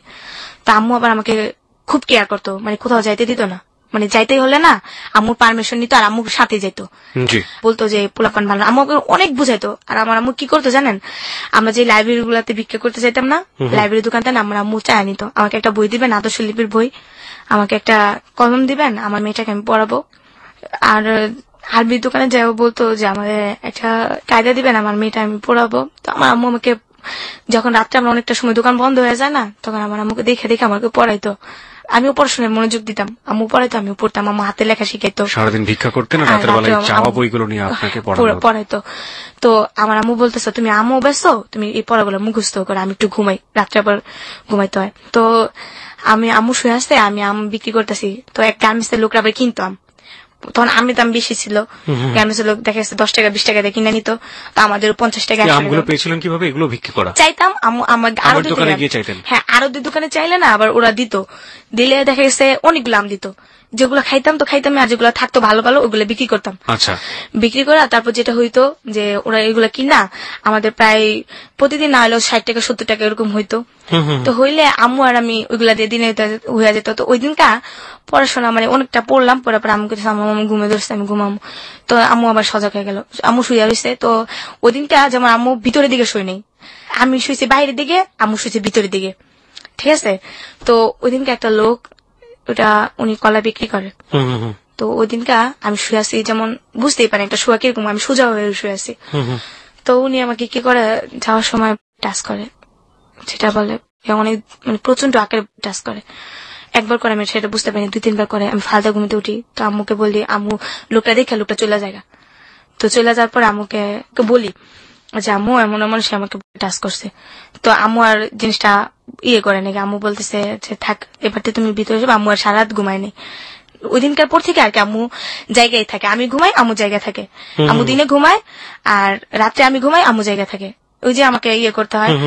তো এরকম প্রায় অনেকদিন যায়। আর আমার আম্মু একটা কি জানেন, দেখা গেছে আমরা শুয়ে থাকলে, মানে যে একটা চকিতে মানুষের যে জিনিস বিক্রি করে না, ওই জায়গায় শুয়ে থাকলে আম্মু ওইখানে কেউ বসতে দিত না, অনেক ছেলেরা আসলে বসা আমাদের দেখা গেছে গায়ে টাচ করে, এগুলো আম্মু বসতে দিত না, ওই জায়গায় আম্মু বসে থাকতো, অন্য কেউ বসতে দিত না, আমি আর আমার আম্মু শুয়ে থাকতাম। আমি রাত্রে ঘুমাইতাম, আম্মু উঠা যেত। আবার আম্মু কি করতো, যখন আমি ঘুমাই যেতাম না ভোরবেলা আমি উঠা যেতাম, আম্মু আবার শুইতো, শোয়ার পর আবার এরকম করতাম। তো এরকম করতে করতে একদিন যায়। তো একদিন কি হয়, আমি নদীতে গোসল করতে যাই। তো আমরা রাত্রে কি করি, যেটা হয় আমরা তো এক কাপড় 2-3 দিন পুরা থাকতে হয়, কাপড় চোপড় পাল্টানোর মতো কোনো কাপড় চোপড় নাই আমাদের। ও এর ভিতরে একটা ঈদ আইসা পড়ে, তো আমার ঈদের ভিতরে কেউ কাপড় চোপড় দেয় না, অনেক তো আম্মু বলে যে আমার তো আর এরকম সামর্থ্য নাই তোমার কাপড় দেবো, চলো আমরা কাপড়ের দোকান থেকে কিছু চাই, তোমার তো ঈদটা করাইতে হইব, দেখি তোমার কোনো কাপড় চোপড় ব্যবস্থা করতে পারিনি। আমি আচ্ছা, পরে আমি কাঁদতেছি, আমার কাপড় চোপড় চামড়াইতে হয়ে গেছে, আমি কাপড় চোপড় পাইনি, সবাই পরবো, আমি পরবো না, আমি আমার কাপড় চোপড় দিতে হইব, তুমি বাইরের কাছে যাও গিয়া কম আমার কাপড় চোপড় দিতে, কিন্তু কেউ আমার অতটা হেল্প করতো না। তারপর যেটা হয়, আমি মার্কেটে আমরা চাইতাম, মার্কেটে আমার থেকে ওইখান থেকে ড্রেস আপ দিত, এক সেট ড্রেস আপ দিলে, তো ড্রেস আপ পিন্ধা যাইতাম। ঈদের দিন আমার খুব ভালো লাগতো ঈদের দিন, কিন্তু আমাকে বকশিস কেউ দিত না, যে সালামি যেটা ওটা কেউ দিত না, আমার আম্মুকে সালাম করতাম। আম্মু তো এমনি আমাকে 20 টাকা 30 টাকা খাইতে দিত, তারপর ওই দিনকে সালাম করলে 20 টাকা 30 টাকা দিত। ওই দিনকে আম্মু আমার কাছে হাতে রাখতো না, ওই দিনকে আম্মু কোথাও বসে থাকতো, আমি সারাদিন ঘুরতাম আমাদের এলাকা দিয়া, যেটা নিউজপাড়া ঘুরতাম। তো ওই দিনকে কি হয়, এক রোজার ঈদ আমার খালাতো বোনেরা দুলাভাইরে সালাম করে, তো আমার দুলাভাই ওদেরকে 30 টাকা করে দেয়, 60 টাকা দেয়। তো ওরা বলে আব্বু আমি যাই। তো এই জিনিসটা দেখে আমার খুব কষ্ট হয়, যে আজকে আমার বাবা থাকলে হয়তো ওইভাবে বলতে পারতাম। তখনও কি আপনি জানেন যে আপনার বাবা উনি? না, আমার আম্মু বলে আসছে যে আমার বাবা নাই, তখনও বলেনি আপনাকে যে আপনার বাবা নাই। ওকে, আর আরেকটা জিনিস যেটা, সেটা হচ্ছে যে আপনার এলাকাতে তো সবাই মোটামুটি আপনার আত্মীয় স্বজন জানতো যে আপনারা ভিক্ষা করেন? হ্যাঁ, সবাই জানে, এলাকা সবাই জানে, এভরিবডি জানে। হ্যাঁ, সবাই জানে। তারপর যেটা হয় যে আমি এই ভিক্ষা করার ভাগ্নিগুলো আমাকে নিয়ে যায় না ঘুরতে, যে ওরা ভিক্ষা করে, ওরা দেখলে পরে আমাদের মান সম্মান সবাই দূর দূর করে তাড়িয়ে দিত। এটাও কি 2005 সালেরই ঘটনা? হ্যাঁ, 2005 রয়েছে আমরা এখন পর্যন্ত। ওকে, হ্যাঁ, তারপর তো এই জিনিসটা দেখে আমার খুব কষ্ট লাগে, যে আজকে যদি আমার বাবা থাকতো, তো আমার বাবা আমার বলতো যে আম্মু নাও বকশিস, যাও ঘুরে আসো। তারপর আমি আমার বান্ধবীর সাথে, আমার কিছু বান্ধবী ছিল এমনিতে কথাবার্তা বলতাম, ওদের সাথে ঘুরতে মুড়তে যা, আবার রাত্রেবেলা আইসা বসছে আম্মুর কাছে, আইসা আবার আমরা রাস্তায় থাকি। দিনের বেলা আবার পোলাও মাংস যাই খাইছি, আমার খালামার বাসায় খাইছি, মামির বাসায় খাইছি, ওইখান থেকে আবার প্যাকেট করে দিছে, পলিশিনি করে দিছে আমার আম্মুর লেগে লয়ে গেছি। তো আমার আম্মু আবার কি গরু মাংস খায় না, কারণ গরু মাংসের ভিতরে নাকি আম্মুর কি মিশাই দিছে, এরপর থেকে গরু মাংস আম্মু খায় না। তা আম্মু পোলাও একটু হলে খাইছে, খাওয়ার পর আর খায়নি, তো ওইগুলো আমি খাইছি। তাই একটু বড় এলাম, 2007 সালের ঘটনা। বউবাজার আমরা বিক্রি করতাম, তো একটা যেটা বলে খ্রিস্টান স্কুল, চায়নার কোরিয়ানের মেয়েরা আছে না, তো ওইখান থেকে ওই মেয়েরা যেমন একটা স্কুল দিছে, উনাদেরকে গরিব দুঃখী মানুষদেরকে খাওয়ায় তেমন ওইখানে পড়ায়। তো ওইখান থেকে একটা লোক আমরা চাইতে গেছি, তো ওই লোকটা আমার আম্মুরে বলতেছে, তুমি কি করো, তুমি পড়াশোনা করো? আমি বলি না, আমি পড়াশোনা করি না। পরে বলতেছে পড়াশোনা করো না? আমি বলি না। পরে আমার আম্মুকে বলতেছে, আপনি মেয়েকে পড়াশোনা করাবেন? তো আমার আম্মু বলতেছে, আমাদের গরিবের আর পড়াশোনা, খাইতেই পারি না আর পড়াশোনা। তো বলতেছে, আপনি মেয়েকে যদি পড়াশোনা করেন তবে আমি কিছু হেল্প করতে পারি। পরে বলতেছে কি হেল্প? পরে স্কুলটার কথা বললো, স্কুলটা আমাদের এলাকার ভিতরে নিরসপাড়ার দিকে। তো আমরা বললাম হ্যাঁ। তো আমিও রাজি হইলাম। আম্মু প্রথমে রাজি হয়নি, যে পড়ালেখা করলে আমার চাইবো কে, খামু কেমনি, এগুলা বললো। তো তারপর আমি বললাম না, আমি পড়বো, আমার অনেক ইচ্ছা। যখন স্কুলে মেয়েরা যায় না ভাইয়া, তখন খালি মনে হয় যে আমি যদি পড়তে পারতাম, যদি খালি একটু পড়তে পারতাম, আমিও তো একটা মানে স্কুলে ব্যাগ নিয়ে যেতাম, স্কুলের পোশাক পরতাম, এগুলো খালি মনে হইতো আর কষ্ট লাগতো। তো আমি বলছি না, আমি পড়বো। তা আম্মু গায়ে আচ্ছা ঠিক আছে পড়, সমস্যা নেই। তো ওইখানে পড়তে যেতাম। প্রথমে আমাকে কি করলো, আমাকে বলছেন কোন পর্যন্ত পড়ছি, আমি বলছি ওই যে 3 পর্যন্ত পড়ছি। আমি ওখানে 4 এর আমাকে নিল, ইন্টারভিউ যেটাকে বলে 4 এর নিল। তো 4 এ আমি টিকে গেলাম। এটা কি খ্রিস্টান মিশনারি স্কুল? হ্যাঁ, কিন্তু ওইখানে ধর্ম বই আমাদের পড়ায় না, আমাদের মুসলমানের যে ধর্ম বইটা ওটা পড়ায় না, এছাড়া সব পড়ায়, বাট ইংলিশ যেগুলো আছে সবই পড়ায়। ওকে, এখানে আপনাকে কে দিল ভর্তি করে? একটা টিচার আর কি, ওখানকারই একজন টিচার। ওকে, হ্যাঁ। তারপর ওনারা আর কি টুকাই ছেলেদেরকে নিয়ে মেয়েদেরকে নিয়ে ওখানে পড়াশোনা করে আর কি। তো ওখানে আমাকে ইন্টারভিউ নেওয়া হয়, তো আমি টিকে গেলাম। নেওয়ার পর আমাকে 4 এ ভর্তি করানো হয়। 4 এ ভর্তি করানো হওয়ার পর যাক ওখানে পড়াশোনা করি, ভালো একটা মানে সানডে ক্লাস হয়, শুক্রবারে সানডে ক্লাস হওয়ার পর ওখানে রুটি দেয়, তারপরে নাচ শিখায়, এরকম অনেক কিছুই, খুব একটা আনন্দই। তারপর যেটা হয়, ওখানে গোসল করতে গিয়ে ওখানে একটা কাজ হয়, যে ওখানে একটা পুষ্করণী আছে, ঠিক আছে ভাইয়া? তো আমি কি করতাম, সকালবেলা গোসল করতে গেলে তো একদিন যেটা হয়, মাছ ধরতে যেতাম। আমরা কয়েকটা ফ্রেন্ড আছে, ওখানে গোসল করতে করতে একটা মেয়ের সাথে পরিচয়। আপনার মা তখন কোথায় থাকতো এই সময়টাতে? মায়ের চাইতো দিনের বেলা, তো আমাকে বলতো যে অমুক জায়গায় আয়সা পড়বো আমরা, অমুক জায়গায় গেছে টঙ্গি বাজার, আমরা রাত্রে আয়সা একসাথে থাকতাম। তো আম্মু একসাথে কি বাইরেই থাকতেন? হ্যাঁ, আমার এর ভিতরে আবার আম্মু আমার রুম নেওয়ার অনেক চেষ্টা করছে। একটা রুম নিত বস্তির ভিতরে 700 টাকা, আর আম্মু দিতে পারতো না 700 টাকা। কি করতো, ওখানে 700, তখন 500-700 টাকা রুম ভাড়া ছিল, কিন্তু আম্মু দিতে পারতো না। তো তখন আম্মু কি করতো, বিক্রি করে যে চালগুলা পাইতো না, এই চালগুলো অনেকটা চাল দোকানে পিঠার দোকানে বিক্রি করতো। বিক্রি করে যা পাইতো 100-200 টাকা করে বেচতো। আবার দেখা গেছে যে এই বাসায় আমরা ভাড়া নিতাম, ওই লোকটার কাছে আমরা চাল বিক্রি করতাম, মাস শেষে হিসাব করে আমাদের ভাড়া রেখে দিত। আবার কোনো বাসায় থাকতেও পারতাম না, আমাদের রুম সাইডে দিতে বলতো ভাড়া না দিতে পারলে। তো এখানে আমার একটা বান্ধবী, সারাদিন স্কুল করতেন এবং করে মার সাথে ওই বাজারে আশেপাশে কোথাও ঘুমাইতাম। বইগুলো আমাদের সাথে থাকতো, ব্যাগ আছে বাজারের ব্যাগ, ওই ব্যাগের ভিতরে থাকতো। তারপর যেটা হয়, তারপর একদিন নদীতে মাছ ধরতে যাই ফ্রেন্ডরা মিলা। মাছ ধরতে গিয়ে যে ওই লোকটা আমাদের ধরে ফেলে, যে তুমি সবসময় মাছ চুরি করো এটা। তো আমাকে হাত বাঁধে পিছনে, 2টা বাড়িও দেয় কর্মীর ঠাইল দেয়া। তখন আমি খুব ভয় পাইতেছিলাম যে মারবো, পরে আজকে ছাড়বো না। মানে মাছ চুরি করতে না মাঝে মাঝে, তাই তো? হ্যাঁ। তারপর একটা মহিলা আসে, দেখতে খুব সুন্দর, নাম হয়েছে জুই। উনি ডান্স করে। ওই মেয়েটাকে দেখা বলে কি, হ্যাঁ জুই কেমন আছো? তো তখন আমাদেরকে ছাইড়া দেয়। ছাইড়া দেওয়ার পর আমরা এই ফাঁকে পলাই দিলই, কিন্তু ওইখানে আমাদের আরেকজনে ধরে ফেলে। ধরার পর তো বলতেছে, তোমাদেরকে তো যাইতে বলিনি, আমি জুয়ের সাথে কথা বলছিলাম। জুয়েরা বলতেছে কি হয়েছে ভাই ওদের? পর বলতেছে, আরে জানো না, এগুলা প্রতিদিনই মাছ চুরি করে, ওদের জন্য মাছ চাষ করে রাখতে পারি না, আজকে ধরছি, আজকে ওদেরকে ছাড়বো না। তারপর বলতেছে, ভাই পোলাপান মানুষ তো, ছাইড়া দেন, বুঝতে পারেনি। পরে বলতেছে, আর করবেন এরকম? হ্যাঁ। আমাকে আপু আপনি খুব ভালো, আসলে আপনি না থাকলে আজকে আমাদের খুব মারতো। পরে একদিনকে কি হয়, যে আমরা ঝালমুড়ি খেতে যাই, খাওয়ার পর ওই দিনকে আমি টাকা হারাই ফেলি, আমার কাছে 15 টাকা ছিল, হারাই ফেলি। তো লোকটারে ঝালমুড়ি দিতে বলি, লোকটা বানায় ফেলে। লোকটা বলে টাকা দেবো, আমি টাকা তো দেবো, টাকা দিয়ে আমি হারাই ফেলছি, ওটার আমার মনে নেই। এখন তো লোকটা ঝালমুড়ি বানায় ফেলছে, লোকটা ছাড়বে না, বলতেছে তোমাদের জন্য ঝালমুড়ি বানাইছি, এখন তুমি কি করবা, ঝালমুড়ি নাও আর টাকা দাও। আর আমরা টাকা দিই কই থেকে। তারপর ওই মেয়েটা দেখা বলতেছে, কি হয়েছে ভাই, পরে আমি বলতেছি আপু আমি না টাকা হারাই ফেলছি এই জন্য আর কি আমাদেরকে বকতেছে। পরে ওই লোকটা বললো কয় টাকা হয়েছে, বলছে 15 টাকা। উনি বলতেছে ওদের আরো 15 টাকা ঝালমুড়ি দাও, ওটা খায় যাক, আমি টাকা দিতেছি। আচ্ছা। তো আমি বললাম আপনি আসলে আপু খুব ভালো। পরে দিল 29 টাকা, দেওয়ার পর ওনার সাথে ভালোই কথা বলতেছি। তখন উনি আমাকে ডাক দেয়, ডাক দিলে ওনার যত কিছু লাগে আমি কিনে না দেই। উনি সিগারেট খাইতো, উনি আমাকে টাকা দিত, আমি সিগারেট এনে দিতাম। আচ্ছা।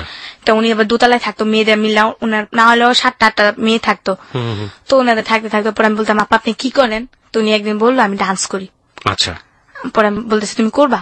তখন আমি চিন্তা করলাম আমি তো ভিক্ষা করলে মানুষের খারাপ কয়।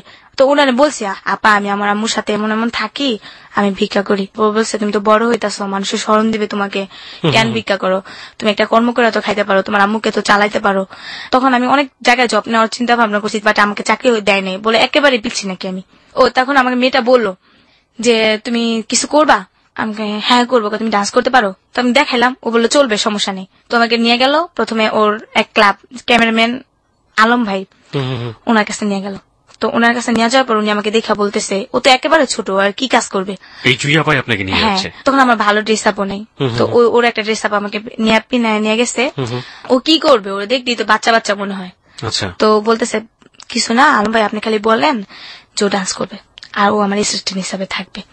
আমি তো সেটা জানি না, আমি জানি যে আমি ডান্স করবো, আমি কি একটা আনন্দের ভিতরে আছি, আমি ডান্স করবো। পরে এই কথা বলার পর ও বলে আচ্ছা ঠিক আছে চলবে, সমস্যা নেই। আলম ভাই বলছে জুইটা আসলে কে ছিল? ওই ডান্স করতো। সেটা ঠিক আছে, কিন্তু ডান্স যেহেতু করতে সেজন্য জিজ্ঞেস করেছি জুইটা আসলে কে ছিল, আমরা কি তাকে চিনি? না না, ও অতটা উজ্জ্বলতা না, অতটা মানে পরিচিতও না। হ্যাঁ হ্যাঁ হ্যাঁ, মানে শুধু ডান্স করতো? শুধু ডান্স করতো। উনি ডান্স কোথায় করতো? মানে কাউকে শেখাতো নাকি না কোনো সিনেমাতে করতো নাকি? না সিনেমাতে না, দেখা যাচ্ছে বিভিন্ন ধরনের বিচিত্র অনুষ্ঠান যেটাকে বলে, বিয়ে বাড়ির অনুষ্ঠান, যাত্রা, মানে মানুষের বিভিন্ন জায়গায় গিয়ে যে নাচাগুলো করা অনুষ্ঠানগুলোতে ও নাচতো। হ্যাঁ আচ্ছা ঠিক আছে। তারপর ওখানে আমার নিয়ে যায় অতি ফাস্ট। আচ্ছা। তো তখন আমি যাই রাজশাহী দুর্গাপুর একটা জায়গায় যাই। তো ওরা নিয়ে ওরা সবাই আর কি মেকআপ করার পর তো ওরা স্টেজে যায়, তখন আর আমাকে মেকআপ করায় না। তো আমি চিন্তা করতেছি যে ওরা মেকআপ করছে আমিও তো নাচবো, তো আমাকে মেকআপ করায় না কেন? পরে ওদের নাচতেছে, তো আমি বলছি জুয়াপা আমি কি ডান্স করবো না? হ্যাঁ করবি, তুমি আজকে না কালকে করবা। তো কালকেও আসলো, কালকেও না। আমি জিজ্ঞেস করার আগেই না যে মালিকের আন্ডারে আমরা গেছি, তো ওই লোকটা বলতেছে তোমার রান্না করা লাগবে। তা আমি তো রান্না করতে পারি না, যে বড় বড় পাতিল, এর ভিতরে কিন্তু যে আমি কিন্তু পলাই গেছি, আমার আম্মু কিন্তু আমাকে বিস্তারিতেছে, পাগল হয়ে গেছে আমি বিস্তারিতেছে আমার আম্মুকে। আচ্ছা একটা জিনিস সেটা হচ্ছে যে প্রথমত আপনি আপনার আম্মুকে বলে যাননি এরকম একটা বয়সে, আরেকটা ব্যাপার যেটা সেটা হচ্ছে যে আপনি কি নাচ করবেন না, এটা যে আপনি জুইকে জিজ্ঞেস করছিলেন, আপনি কি সেই সময় নাচ শিখেছেন? এই টিভিতে দেখতাম মানুষের ডান্স করতো, মানে একটা ছোট বয়স, আমি পারি আর না পারি আমি স্টেজে নাচবো, আনন্দ একটা অন্যরকম ছিল। হ্যাঁ তারপর ওই মালিক বলতেছে তোমার রান্না করা লাগবে। তো আমি বলতেছি আমি তো রান্না করতে পারি না, আমি কিভাবে রান্না করব? পরে আমাকে বলতেছে না করতেই হবে, আমার তো রান্না করার জন্য আনে নাই, আমাকে বলছে আমি ডান্স করব। পরে মেয়েটা বলতেছে কিসের ডান্স, তুমি আমার সাথে অ্যাসিস্ট্যান্ট হিসাবে আসছো। তো তখন আমি খুব কান্নাকাটি করি, যেহেতু অচেনা একটা মেয়ের সাথে আসছি, ভয় লাগতেছে কিভাবে কি করব। আমি রান্না করি, তো একটা মেয়ে ছিল লিপি নাম, উনি যাত্রাবাড়ি থাকে, উনি আমার গুরু, সবসময় ওনার আমি মানি। উনি আমাকে অতি ফাস্ট মেকআপ করে, আমাকে অতি ফাস্ট মেকআপ মানে বুঝলাম না। মানে তখনই আমাকে মেকআপ করায়, ও বলে যে ও পারবে। আচ্ছা। তো ওই মেয়েটা নাচতো না, তাই ওর গানে শুনে না আমি বাইরে নাচতাম, তো আমার ডান্স গুলো কয়েকজন ফলো করে। পরপর ওই মেয়ের থেকে ভাই আমি খুব ভালো ডান্স করি, তো ওই মেয়েটা আবার ফলো করে যে না ওর থেকে তো ওই ডান্স করে, তো ও আমাকে এতগুলা গালাগালি করে না, তো ওর খুব হিটে আসে, তো ও বলে যে আমি মেকআপ করাই দিব, আমি ওরকে স্টেজ উঠাবো, ও যদি না পারে তখন যা বলেন আমাকে বলবেন। তো আমাকে খুব ইমোশনাল ভাবে ইয়ে করে নেয়, তো আমি খুব মানে নার্ভাস হয়ে যাই যে প্রথম স্টেজে উঠতেছি কি হয় না হয়। প্রথমে আল্লাহর নাম নিয়ে স্মরণ করলাম। কিসের অনুষ্ঠান ছিল এটা? ছিল আপনার একটা school function. School function? Okay, আপনাদেরকে ভাড়া করা হয়েছিল নাচার জন্য, এক ধরনের ডান্স গ্রুপ। ডান্স গ্রুপের নামটা কি জানেন? এটা মানে জাদুর খেলা দেখায়, একটা মানুষকে 3টা টুকরো করে। এই গ্রুপের মধ্যে জাদুর খেলাও দেখানো হতো? হ্যাঁ জাদুর খেলাটা, তারপর আমাদের 3টা নাচ দেয়া। ওকে, আমরা বুঝতে পারছি যে এরকম যে একটা গ্রুপ যারা বেসিক্যালি এন্টারটেইন করে, এরা নাচে গান গায়, সার্কাস বলতে পারে, one kind of circus group. Okay হ্যাঁ, তারপর আমি প্রথমে ফার্স্ট স্টেজ উঠে আমাকে প্রথমে দেয়, সালাম করে আমরা স্টেজ উঠি। ওঠার পর আমার ডান্স দেখা সবাই বলে যে মেয়েটা আমাকে নিচ্ছে ওর থেকে আমি ডান্স ভালো পারি, যেটা মেয়ে আছে আমার সিনিয়র ওদের থেকেও ভালো, ওদের সব বেস হয়ে গেছে। আমি আমার ডান্স দেখা তো মালিকে বলতেছে শুধু শুধু ওরে বসায় রাখছি, এই মেয়ের থেকে তো আমার এই প্রথম নতুন মেয়েটাই তো ভালো কাজ করে। তো ওই মেয়েটার আমি খুব মানে ইয়ে করি যে ওর কারণে মাস্ক এতটুকু আসছি, বাট এখনো লাইক করি ওকে, আমি আর দেখি নাই। কে যদি শুনে থাকে তারপরে দোয়া করি ওনারা যেন আল্লাহ অনেক ভালো রাখে, কারণ উনি তো চ্যালেঞ্জটা নিয়েছিলেন আমার জন্য। তারপর নাম হচ্ছে লিপি আপু। তারপর উনি আমাকে নিয়ে গেল, তো প্রতিটা শুতে আমি নিই। তারপর উনি আমাকে বললো শুধু ডান্স করলেই হবে না, মালিকে বলতেছে কিছু না কিছু শিখতে হবে, তুমি ডান্সের দিকে থাকলে হবে না, একটা খেলোয়াড়ের কিন্তু অনেক দাম।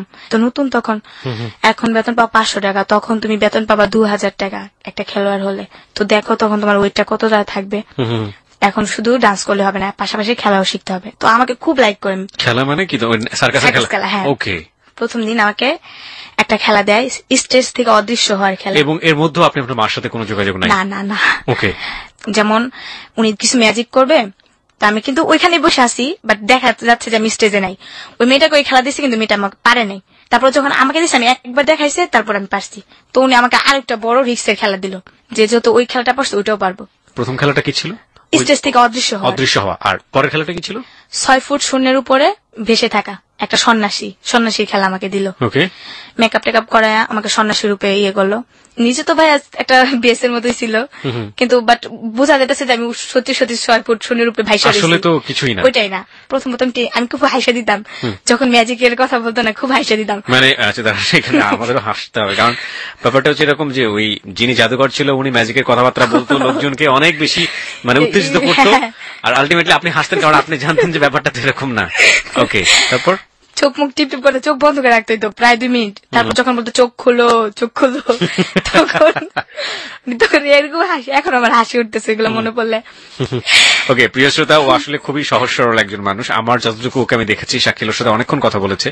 ওকে এক ধরনের গ্রুমিং করা হয়েছে, কিভাবে ওইখানে এসে কথা বলবে, কিভাবে ওর গল্পগুলো এখানে প্রেজেন্ট করবে। ও ওই সময়ের পর থেকে আমি যতক্ষণ ওর সঙ্গে আছি এই মুহূর্তে, আমার ওকে এতটুকু সময় দেখে মনে হয়েছে যে ওই যে জীবনে অত বড় কষ্টগুলো, ওগুলোকে ওর জীবনের একটা অংশ মনে করে নিয়েছে। সেটার জন্য ওর মানে এটা তো আমার জীবনের একটা অংশ, এভাবে ও বলে যাচ্ছে। আর আমার জায়গা থেকে বা আপনার জায়গা থেকে আমার যেটা মনে হচ্ছে যে she is a very honest girl এবং অনেক সহজ সরল একটা মানুষ। হ্যাঁ মনি, তারপর কি হলো জাদুর? তারপর জাদুটা ভালোই খেলা টেলা পারলাম। এখন আমি আগে প্রথম নাচতাম, ওই মেয়েটাকে দেয় আগে, আমাকে দেয় 3 নম্বরে। মানে যারা ভালো পারে তারা পরে করবে। হ্যাঁ, আমি হেড ডান্সার হয়ে গেলাম। বাহ বাহ। এর ভিতরে আপনার একটা কথা বলি নাই, নদীতে গোসল করার সময় একটা ছেলে বাইরে থেকে আসে। তো আসার পর লোকটা আমাকে প্রায় ফলো করে, আমি কিভাবে লাভ দেই নদী থেকে, কিভাবে চঞ্চলতা করি, কিভাবে দৌড়াদৌড়ি করি, প্রায় ফলো করতো যে লোকটা। তো ওই লোকটার বিষয়ে আর কি আমি অতটা ইয়ে করতাম না। তো আমি তো ওইখানে চলে আসলাম যেটা। তারপর ভালো একটা ইয়ে করতেছি। তারপর যেটা হয়, একদিন আমরা ইয়াতে যাই, আপনার রাজশাহীর দিকে মিঠাপুকুর, ওকে, একটা শুক্রহাট একটা জায়গার নাম, ওইখানে একটা সার্কাস হয়। ওখানে তখন নায়িকা আনে, ময়ূরীকে আনে, তারপর আপনার অমিত হাসানকে আনার পর ওখানে তো আমি হেড ডান্সার হিসাবে পরিচিত। তো আমার নামটাও ঘোষণা করা হয়, এমন এমন মুনি টুনি আসবে এরকম কিছু বলে। তারপর আজানের সুম মাইক সারে, ওইখানে একটা মসজিদ ছিল, ওইখানে মানুষরা খুব ভালো, সবকিছুতেই ভালো। তো ওইখানে মানে হুজুররা খেপা যায়। খেপার পর তখন আবার নায়িকারা যেহেতু আসছে, আমাকে ফার্স্ট ডান্স করতে বলছে, তুমি ছোট মানুষ, তুমি আগে ডান্স করে আসো। তো সাউন্ড সিস্টেমের একটা ছেলে, আজাদ নাম, ওর না বললেই হয় না, ও আমাকে লাভ করতো, সেটা আমি বুঝতে পারতাম না। তো তখন আমি ডান্স করতেছি, লোকজন ভালোই হয়েছে, টিকিট কাটে আসছে। ডান্স করার সময় হঠাৎ করে কেমন জানি একটা বোতল আছে না, ওইটা আমার দিকে ফিক্কা দিল কে জানি। তো দেওয়ার পর আমি অতটা খেয়াল করিনি, তারপর আমি ডান্স করতে আসছি। সাউন্ড সিস্টেমের লোকটা আমাকে ইশারা দিয়ে বলতেছে, তুমি চলে যাও, উপরে ভাঙচুর হইতেছে। তারপর আমি খেয়াল করিনি, আমি যাইতাছি। তারপর ডান্স করার পরে একটা লোক একটা বোতল দেয়া আমার চেহারার ভিতরে মারে, ওইটা আমার একটা পুরোপুরি কপালে লাগে, অনেকটা রক্ত হয়। যখন লাগে কপালে, আমি থেমে যাই, চায়া দেখি যে পুরা লোক ঢুইকা টিন টুন ভাঙচুর, লোকজন যাইতেছে এটা। ওইখানকার কমিটিরাও মনে করেন যে মেয়ে নিয়ে টানাটানি করতেছে, মেয়ে নিয়ে জঙ্গলে নিয়ে যেতেছে। আমি তো তোকে পোলাপান মানুষ, কিচ্ছু বুঝি না। তারপর যেটা হয়, পিছনে কিছু ঘটনা রেখে আসছি, এখন মনে পড়ছে। জি বলুন। এর ভিতরে আমি কিছু ফ্রেন্ডের সাথে আমার দেখা হয়, আমার কিছু বান্ধবী। আমি যখন রাস্তায় থাকতাম, কুতুর খেলতে খেলতে ওদের সাথে পরিচয়, 3টা বান্ধবী। পরিচয় হওয়ার পর ওই বান্ধবীরা আমাকে বলে যে এইভাবে কতদিন ওরা আবার খারাপ ছিল ভাইয়া। যেটা খারাপ মানে কি বোঝাচ্ছে? খারাপ কাজ করতো, মানে এক ধরনের প্রস্টিটিউশন। হ্যাঁ, ফিজিক্যালি রিলেশন করতো। তো ওইটা আমি আবার জানতাম না। তো ওরা খুব টাকা ভাঙতো, এতটাই টাকা ভাঙতো, আমাদের ঝালমুড়ি হয়তো, আমাকে টাকা পয়সা সব দিতে হেল্প করতো। আমার আম্মুর সাথে রাস্তায় থাকতাম, শরম করতো, মাকে না বইলা ওদের সাথে রাত্রে গিয়ে থাকতাম। কোথায় থাকতেন? ওদের বাসা ছিল? ওদের বাসা আবার কেমন, 2টা মেয়ে 3টা মেয়ে একসাথে থাকতো, ওদের সাথে রাত্রে থাকতাম। এর ভিতরে ওর সাথে তো রিলেশন হয়। এই কয়েকদিন আগে আবার আমার আম্মুর সাথে যখন আর কি আমি চা খাইতে যাই, একটা মেয়ের সাথে পরিচয় হয়, মেয়েটার নাম মিতু। তো মেয়েটা আমার সাথে দেখা, মেয়েটার আমার সাথে কিছু কথা বলে, আমিও বলি। আমি আবার ভাইয়া কি একটু আদরের যেটা বলেন লোভ বেশি, যে আমাকে একটু আদর করে বেশি, এখনো আমি ওর কাছেই যাই। তো মেয়েটা আমাকে, আমি আপনাকে একটু থামাচ্ছি, দুটা বিষয় একটু পরিষ্কার করে আমরা এই জায়গাটায় আবারও ফিরে আসবো। ওকে, একটা হচ্ছে যে আপনি আপনার মার কাছ থেকে প্রথম যেদিন না বলে চলে গেলেন, তারপরে আপনি কতদিন পরে আপনার মার কাছে ফিরে গিয়েছিলেন? ওইটা যে প্রোগ্রামে গেছে হ্যাঁ। প্রায় 2 মাস পর আমি আমার আম্মুর কাছে। 2 মাস পর? হ্যাঁ। তারপরে আপনি এখন আপনার আম্মুর কাছে ফেরেননি? এই যে গল্প বলছেন তার মধ্যে এইসব ঘটনা ঘটে যাচ্ছে, আপনি এখনো ফেরেননি আপনার মার কাছে? না, মানে আমি তো প্রোগ্রামে তো গেছি, এগুলো হচ্ছে পিসের ঘটনা, তখন আম্মুর কাছেই থাকি। পিছের ঘটনা আপনি যেটা বলছেন সে জায়গাটা আমরা যাবো। আমি একটু প্রোগ্রাম থেকে আপনার মার কাছে ফিরতে চাই। আপনার মা তখন আপনাকে কি রিয়াকশনটা করলো ওটা জানাটা জরুরি, 1। 2 নাম্বার হচ্ছে ওই যে ঘটনাটা ঘটলো, বিশেষ করে যখন আপনার স্টেজে যেটা মারলো, ওই সময়টাতে আপনি তারপর আপনাকে সেভ করলো কিভাবে, আপনি কি করলেন? ও সেভ করছে যেটা মালিক আয়সা, তখন ময়ূরী আপা বলতেছে, এই হিরণ শাহ, মানে মালিকের নাম। ময়ূরী মানে কোন ময়ূরী? নায়িকা ময়ূরী আপা, আমাদের সিনেমার নায়িকা ময়ূরী? হ্যাঁ ময়ূরী আপা। উনিও এইসব পারফরমেন্স, এইসব হ্যাঁ উনি স্টেজ প্রোগ্রাম করে। ওকে, উনি কি আপনাদের লিডার ছিলেন ওই মুহূর্তে? লিডার বলতে কি, উনি একটা নায়িকা মানুষ না, উনিও তো ডান্স করার জন্য উঠছিল, ওনাকে দেখতে জন্য টিকিট কাটছিল, সার্কাসে আসে না এমন। ও সবাই ওনাকে দেখার জন্য টিকিট কাটছিল, ওইটাই। তো ময়ূরাপা খুব ভালো, যেটা আমি ওনার সাথে চললেই বোঝা যায় যে উনি কোন ধরনের। ময়ূরাপা এই হিরণ সাথে মেয়েদের কাকে সেভ কর, মেয়েদের তো টাইনা নিয়ে যেতেছে, 2টা মেয়ে অলরেডি টাইনা নিয়ে গেছে, ওই যে জুই ও আরেকটা মেয়েকে টাইনা নিয়ে গেছে অলরেডি, 2টা গাড়ি মনকে ভাঙচুর করছে ওনার। তো ময়ূরাপার ড্রাইভার ফোন করেছে, আপা কি করবো, গাড়ি তো ভাঙা ফেলতেছে, কি করবো? বলতেছে তুমি গাড়ি নিয়ে একটু সামনে যাও, আমি আসতেছি। তারপর ময়ূরাপা ওইখানকার এলাকার যেটা রংপুর, এখন মনে হচ্ছে রংপুর, যেগুলা মিঠাপুকুরে যে পুলিশগুলো আসতে ওনাদেরকে ফোন করে, ওনারা আবার আস্তে আস্তে একটু লেট হয় আর কি। তারপরে আমি ময়ূরাপুর একটা খালাম্মা আর ওনার সাথে একজন যায়, উনি, তারপর অন্তরা, আমিল আর মালিক হিরণ সাবাই, ওনারা যাই গিয়ে একটা প্রফেসরের বাসায় উঠি। উঠানোর পর প্রফেসরের বাসা পুরো ঘিরা দিয়ে ফেলে, তখন সাথে সাথে পুলিশ এসে পড়ে। পুলিশের কারণে আর কি এনজাম করতে পারি না অতটা, 2টা মেয়ে তো অলরেডি নিয়ে গেছে। তারপর ওই 2টা মেয়েকে পাইছে, এটা পরে ময়ূরাপা বলে এখানে আমার প্রোগ্রাম করা অসম্ভব, আমার জীবনে নিরাপত্তা নাই, এখানে আমি প্রোগ্রাম করবো না। আচ্ছা। তখন ময়ূরাপা চলে যায়, প্রায় 15 দিনের মতো মাঠটা বন্ধ থাকে, ওইখানে আমাদের থাকতে হইতেছে, ওইখানে শাক লতা পাতা টুকায় টাকায় খাইতে হইতেছে। তো এর ভিতরে ভাইয়া পিছনে আরেকবারই যাইতে হয়। আচ্ছা।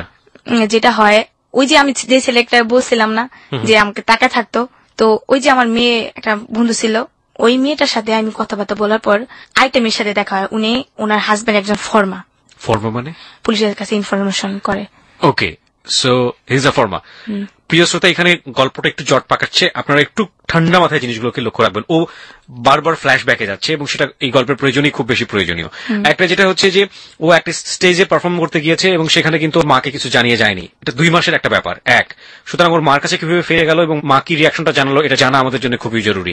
এটা কিন্তু এখন ওই পার্টটা শেষ হয়নি। আরেকটা ব্যাপার যেটা, সেটা হচ্ছে যে এই স্টেজ পারফরমেন্সে এসে ঘটনার প্রাসঙ্গিকতায় সে বারবার ফ্ল্যাশব্যাক করছে এবং ফ্ল্যাশব্যাকে আরেকটা জায়গায় সে গিয়েছে, সেটা হলো যে কোনো একটা ছেলে তাকে নদীতে গোসল করার সময় ফলো করতো, সেই ছেলেটার কোন একটা প্রসঙ্গ এখানে আসছে এবং সেই প্রসঙ্গের সাথে তার বান্ধবীদের প্রসঙ্গও জড়িত, যে বান্ধবীরা কোনো না কোনো ভাবে তাকে আশ্রয় দিত ঘরে থাকার জন্য, কিন্তু সে বলেছে যে বান্ধবী যারা আশ্রয় দিত তারা কিন্তু এক ধরনের প্রস্টিটিউশনের সাথে জড়িত ছিল।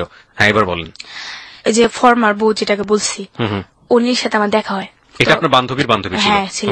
নদীতে গোসল করতে গিয়ে আমরা 2টা বান্ধবী, হাসিনা নাম, ও আর আমি গোসল করতে যাই, দেখা হয়, দেখি উনি একা একা বসে আছে। তো আমরা বলতেছি, আপু আপনার কি মন খারাপ? না কিসের মন খারাপ, এমনি বসে আছে। উনি বলতেছে, এই ঘটনার সাথে এই ঘটনার কি যোগ, কোনো যোগ কি আছে? হ্যাঁ যোগ আছে, এই জন্য বলতেছি। ওনার সাথে প্রায় অনেকক্ষণ কথা হয়, কথা হওয়ার পর উনি আমাদেরকে ওনার বাসায় নিয়ে যায়। তখন আমরা সারাদিন না খাইছিলাম ভাইয়া। তো ও কিছু কাজ টাজ করতে পারে না, যেটা বলে ফিজিক্যালি রিলেশন করতে পারে না, ও খাইতেও পারে না। তখন কিন্তু আমি জানতাম না ওইগুলো করে, মানে ওই শরীরের কাজ নাই তো পেটে ভাত নাই। হ্যাঁ ভাইয়া। তারপর ওই মেয়েটা নিয়ে যায় ওদের বাসায়, বৃষ্টি না মেয়েটার, ওই মেয়েটার সাথে যে ওই ছেলেটা জড়িত আমি আবার জানতাম না। কোন ছেলেটা? যে ছেলেটা যেটা আমার টাকায় থাকতো।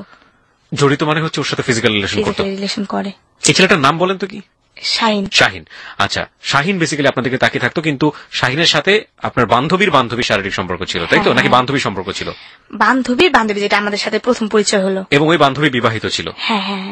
এবং তার হাজবেন্ড ছিল হচ্ছে ফর্মা, পুলিশকে ইনফরমেশন দিত। হ্যাঁ, জটিল। হ্যাঁ, তারপর তো প্রায় মেয়েটার সাথে কথাবার্তা হয়, মেয়েটার সাথে দেখা সাথে। একটা খারাপ মেয়ে একটা ভালো মেয়ের সাথে, একটা খারাপ মেয়েও যদি হাঁটে তো বলে কিন্তু ভালো, একটা খারাপ মেয়ের সাথে যদি একটা ভালো মেয়েও হাঁটে ভাইয়া, তাহলে বলে কি খারাপ। তো ও যে খারাপ ছিল আমরা জানতাম না। তো ওদের সাথে হাঁটাতে, মানে আমাদের এলাকা যেটাকে বলে বউ বাজার, ওই বাজারটা নাম করা হয়ে যায় যে আমরা, ও মেয়েটা খারাপ বৃষ্টি, ওর সাথে আমরা ঘুরি, আমরাও খারাপ। তো একসময় অনেকে রাস্তাঘাটে দেখলে আমাকে বলতো যে কিছু টাকা দিয়ে আসবি, ওই ছেলেটা বলতো? ছেলেটা না, আমার মানুষে বলতো, মানুষরা আপনাকে বলতো? হ্যাঁ। তারপর যেটা হয়, ওদের ব্যাপারটা আমি জানি না যাই জোরা এসব কাজ করে। পর একদিন মেয়েটা আমাকে বলে, এভাবে তো জীবন চলে না। এগুলো কি আপনার স্টেজ পারফরমেন্সের আগের ঘটনা? হ্যাঁ, আগের ঘটনা। পরে আমাকে বলে যে এভাবে তো জীবন চলে না, তুমি এক কাজ করো, এ পথে নেমে যাও। তখন আপনার বয়স কত? 2008 সালের কথা। 2008 সাল মানে হচ্ছে তখন আপনার বয়স 13 থেকে 12 বছর। হ্যাঁ, আমি বলছি না, আমি এগুলো করবো না। তখন বলে, করো, তোমার সমস্যা কি, করো। তখন আমরা খাইতে পারতাম না ভাইয়া, তো ওই মেয়েটা অনেক ইয়ে করতো, আমাদের থাকার জায়গাও ছিল না। তো এর ভিতরে কিন্তু আমার মার সাথে আমি কথাবার্তা বলি না, ওদের সাথে থাকি। আমার সাথে দেখলে আমার সাথে কই, আমার সাথে কই, আম্মা আমি এনে থাকি, আম্মা তুমি এনে থাকো, রাস্তায় আমার শরম করে, এগুলো বলতাম। আম্মা আবার আমার দিনের বেলা দেখা যেত, রাতের বেলা আমি ওদের সাথে থাকতাম, আম্মা কিছু বলতো না।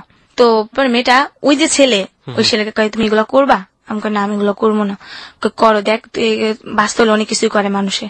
তারপর আমি রাজি হই এক পর্যায়ে ওই ছেলেটার সাথে। হ্যাঁ, আমি কিন্তু ছেলেটা চিনি না, ছেলেটা আমাকে প্রথম দেখায় নাকি বলে। তার মানে আমার যেটা মনে হয়েছে যে ওই ছেলেটাই আলটিমেটলি এই মেয়েটাকে দিয়ে আপনাকে পটানোর চেষ্টা করছে। ওকে এমনকি টাকাও খাওয়াইছে আমার জন্য। ওকে। তারপর আমাকে নিয়ে যায় একটা রুমের ভিতরে, নেওয়ার পর অতি ফার্স্ট ও আর আমার ওই বান্ধবীটা যায়, আর ওই বান্ধবীটা 20 টাপু যায়, আর এই লোকটা যায় শাইন। এগুলো আপনার মা জানতো না? আমার মা এখনো বর্তমান জানে না। এখনো জানে না এগুলো? এখনো জানে না। ওকে। তারপর মেয়েটা, ছেলেটা আমাকে বলে, তো আমাকে অনেক চেষ্টা করে, যেটা ফিজিক্যালি বলে। ওকে, প্রিয় শ্রোতা, ও জাস্ট যেটা বোঝানোর চেষ্টা করছে আপনারা নিশ্চয়ই বুঝতে পারবেন। পুরো ব্যাপারটা আমরা ডিটেল জানতে চাচ্ছি না, আমাকে জাস্ট একটু নর্মালি বললেই হবে যে আসলে ঘটনাটা ওই সময়টাতে কি ছিল, এনিথিং ইম্পর্টেন্ট।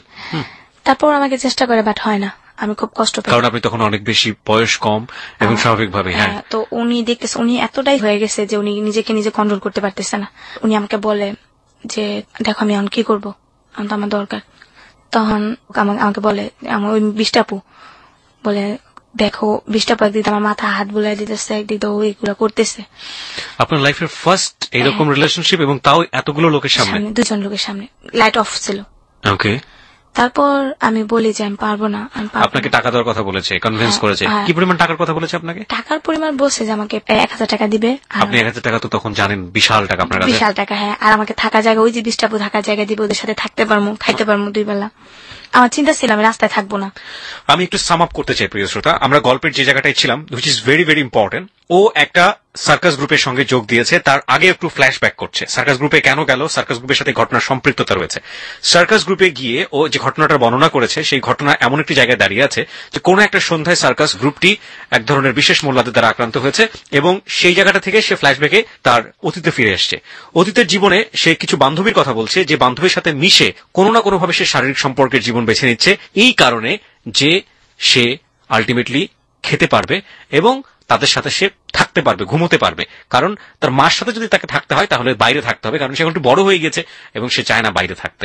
এখানে খুবই গুরুত্বপূর্ণ বিষয় যেটা, যে এই প্রস্টিটিউশন লাইফটাতে যাবার আগে তাকে খুব ভালো করে একজন ফলো করত, যে ছেলেটি আলটিমেটলি তার যে বান্ধবী ছিল, সেই বান্ধবীদেরকে দিয়ে কোনো না কোনোভাবে মনিকে রাজি করিয়েছে। প্রথম যে রাতের বর্ণনা সে দিচ্ছে, সে রাতের বর্ণনাটুকু খুবই ভয়াবহ, আমরা ডিটেল জানতে চাইবো না, আপনি শুধুমাত্র ফ্লেভারটুকু বললেই হবে যে আসলে কি ছিল। হ্যাঁ, তারপর ও আমাকে যেটা হয় হইতে পারে না, তো আমি বলি যে ভাই আমি পারবো না, আমি খুব কষ্ট পাইতেছিলাম। অনেক দেখতে কি মানে বয়স হচ্ছিল? না ভাইয়া, বয়স বেশি না, 28 বছর। 28 বছর, আর আপনি তখন 12 বছর। হ্যাঁ, তখন আবার ওর মানি ব্যাগে বাইরে থেকে আসছে প্রায় 10-20 হাজার টাকা ছিল। বাইরে থেকে আসছে মানে দেশের বাইরে থেকে আসছে? দুবাই থেকে আসছে। ওই যে হাসিনা বলছে, ও কি করছে, ওর মানি ব্যাগ থেকে 1000 টাকা চুরি করছে। তো আমরা তো আইসা পড়ছি, 20 টাকা বলছে আমাদের ঘরে টাকা দিবে না। কেন? কারণ এটা হয়নি, থাকি নাই। ওকে। তো আমরা রাত্রে কই যাবো, তখন কি করলাম আমরা, মানে কি হাসিনাও বের করে দিয়েছে আপনার সঙ্গে? আমাকে দুজনে। তখন আমরা 7 দিন না খাওয়াছিলাম, তো আমাকে এক হোটেলে নিয়ে গেল। আমার বলে কি খাবি বল, আমাকে কি খাবো, মানে তুই এত বড় হোটেলে ঢুকছস, তুই না টাকা দিতে পারলাম কিন্তু বাইরে হইব। তখন আমি কাঁদতেছিলাম একটু একটু, আমার মনটা খুব খারাপ ছিল। তো বলতেছে কি খাবি বল, আমরা তো সারাদিন না খাইছিলাম, কি খাবি বল। আমি খাইতে পারবো না, আমি কিছু খাবো না। আমি তুই টাকা পাবি কই, তুই খাস না রে ভাই, তুই অর্ডার দে, আমি তোরে বলতেছি। তো আমরা খিদার টাইমে অনেক কিছু অর্ডার দিলাম, ওইদিনকে পেট ভরা খাইছি, জীবনে প্রথম খাইলাম মনে হইতেছে। তারপর খাওয়া দাওয়া করার পর আমি টাকা দেওয়ার সময় থেকে ওর কাছে 1000 টাকার নোট, এটাও চুরি করেছে? ও চুরি করছে, কিন্তু তখন ও আমাকে বলে নাই যে আমি টাকা চুরি করছি। বুঝতে পেরেছি। তারপর আমি বললাম, হাসি ক সত্য করে তুই টাকাটা করতে পাইছিস? পরে কাছে টাকাটা আমি এমন ওই জায়গা থেকে চুরি করছি। তারপর তো আমরা ভয় পেয়ে গেছি, চুরি লোকটা আমাদের ধরে 1000 টাকা কি মুখের কথা, এই যে গেল 1000 টাকা তো ভাঙাভাঙি করলাম। তখন মেয়েটার সাথে আমার কথাবার্তা হয় না। একদিন গোসল করতে গিয়ে মেয়েটার সাথে আবার দেখা হয়। কোন মেয়েটা এটা? ওই যে বৃষ্টি, যার পাশে আপনার থাকার কথা ছিল। হ্যাঁ, ওর সাথে দেখার পরে ও আমাকে বলে ঠিক আছে যাওয়া রয়েছে কিছু করো না। তো এর ভিতরে নতুন গোসল করতে সময় একটা কোন জায়গায় গোসল করতেন আপনি? এটা তুরাগ নদী। তুরাগ নদীতে গোসল করতেন? হ্যাঁ। ওকে, হ্যাঁ, তারপর? তুরাগ নদীতে গোসল করতে সময় একটা ছেলে, সোহেল নাম, সেটা ভ্যান গাড়ি চালায়। তো উনি মাছ ধরতো, ওনাকে দেখতাম আমরা, জাল বাইতো, ওনার সাথে সাথে আমরা চাইতাম। আবারও আপনাকে বলি যে আপনি যে ঘটনার এখানে বিশাল বর্ণনা দিচ্ছেন, সেটার সাথে কি আপনার রংপুরের স্টেজ পারফরমেন্সের বর্ণনা আছে? হ্যাঁ আছে। ওকে, ফাইন, চলুন তারপর।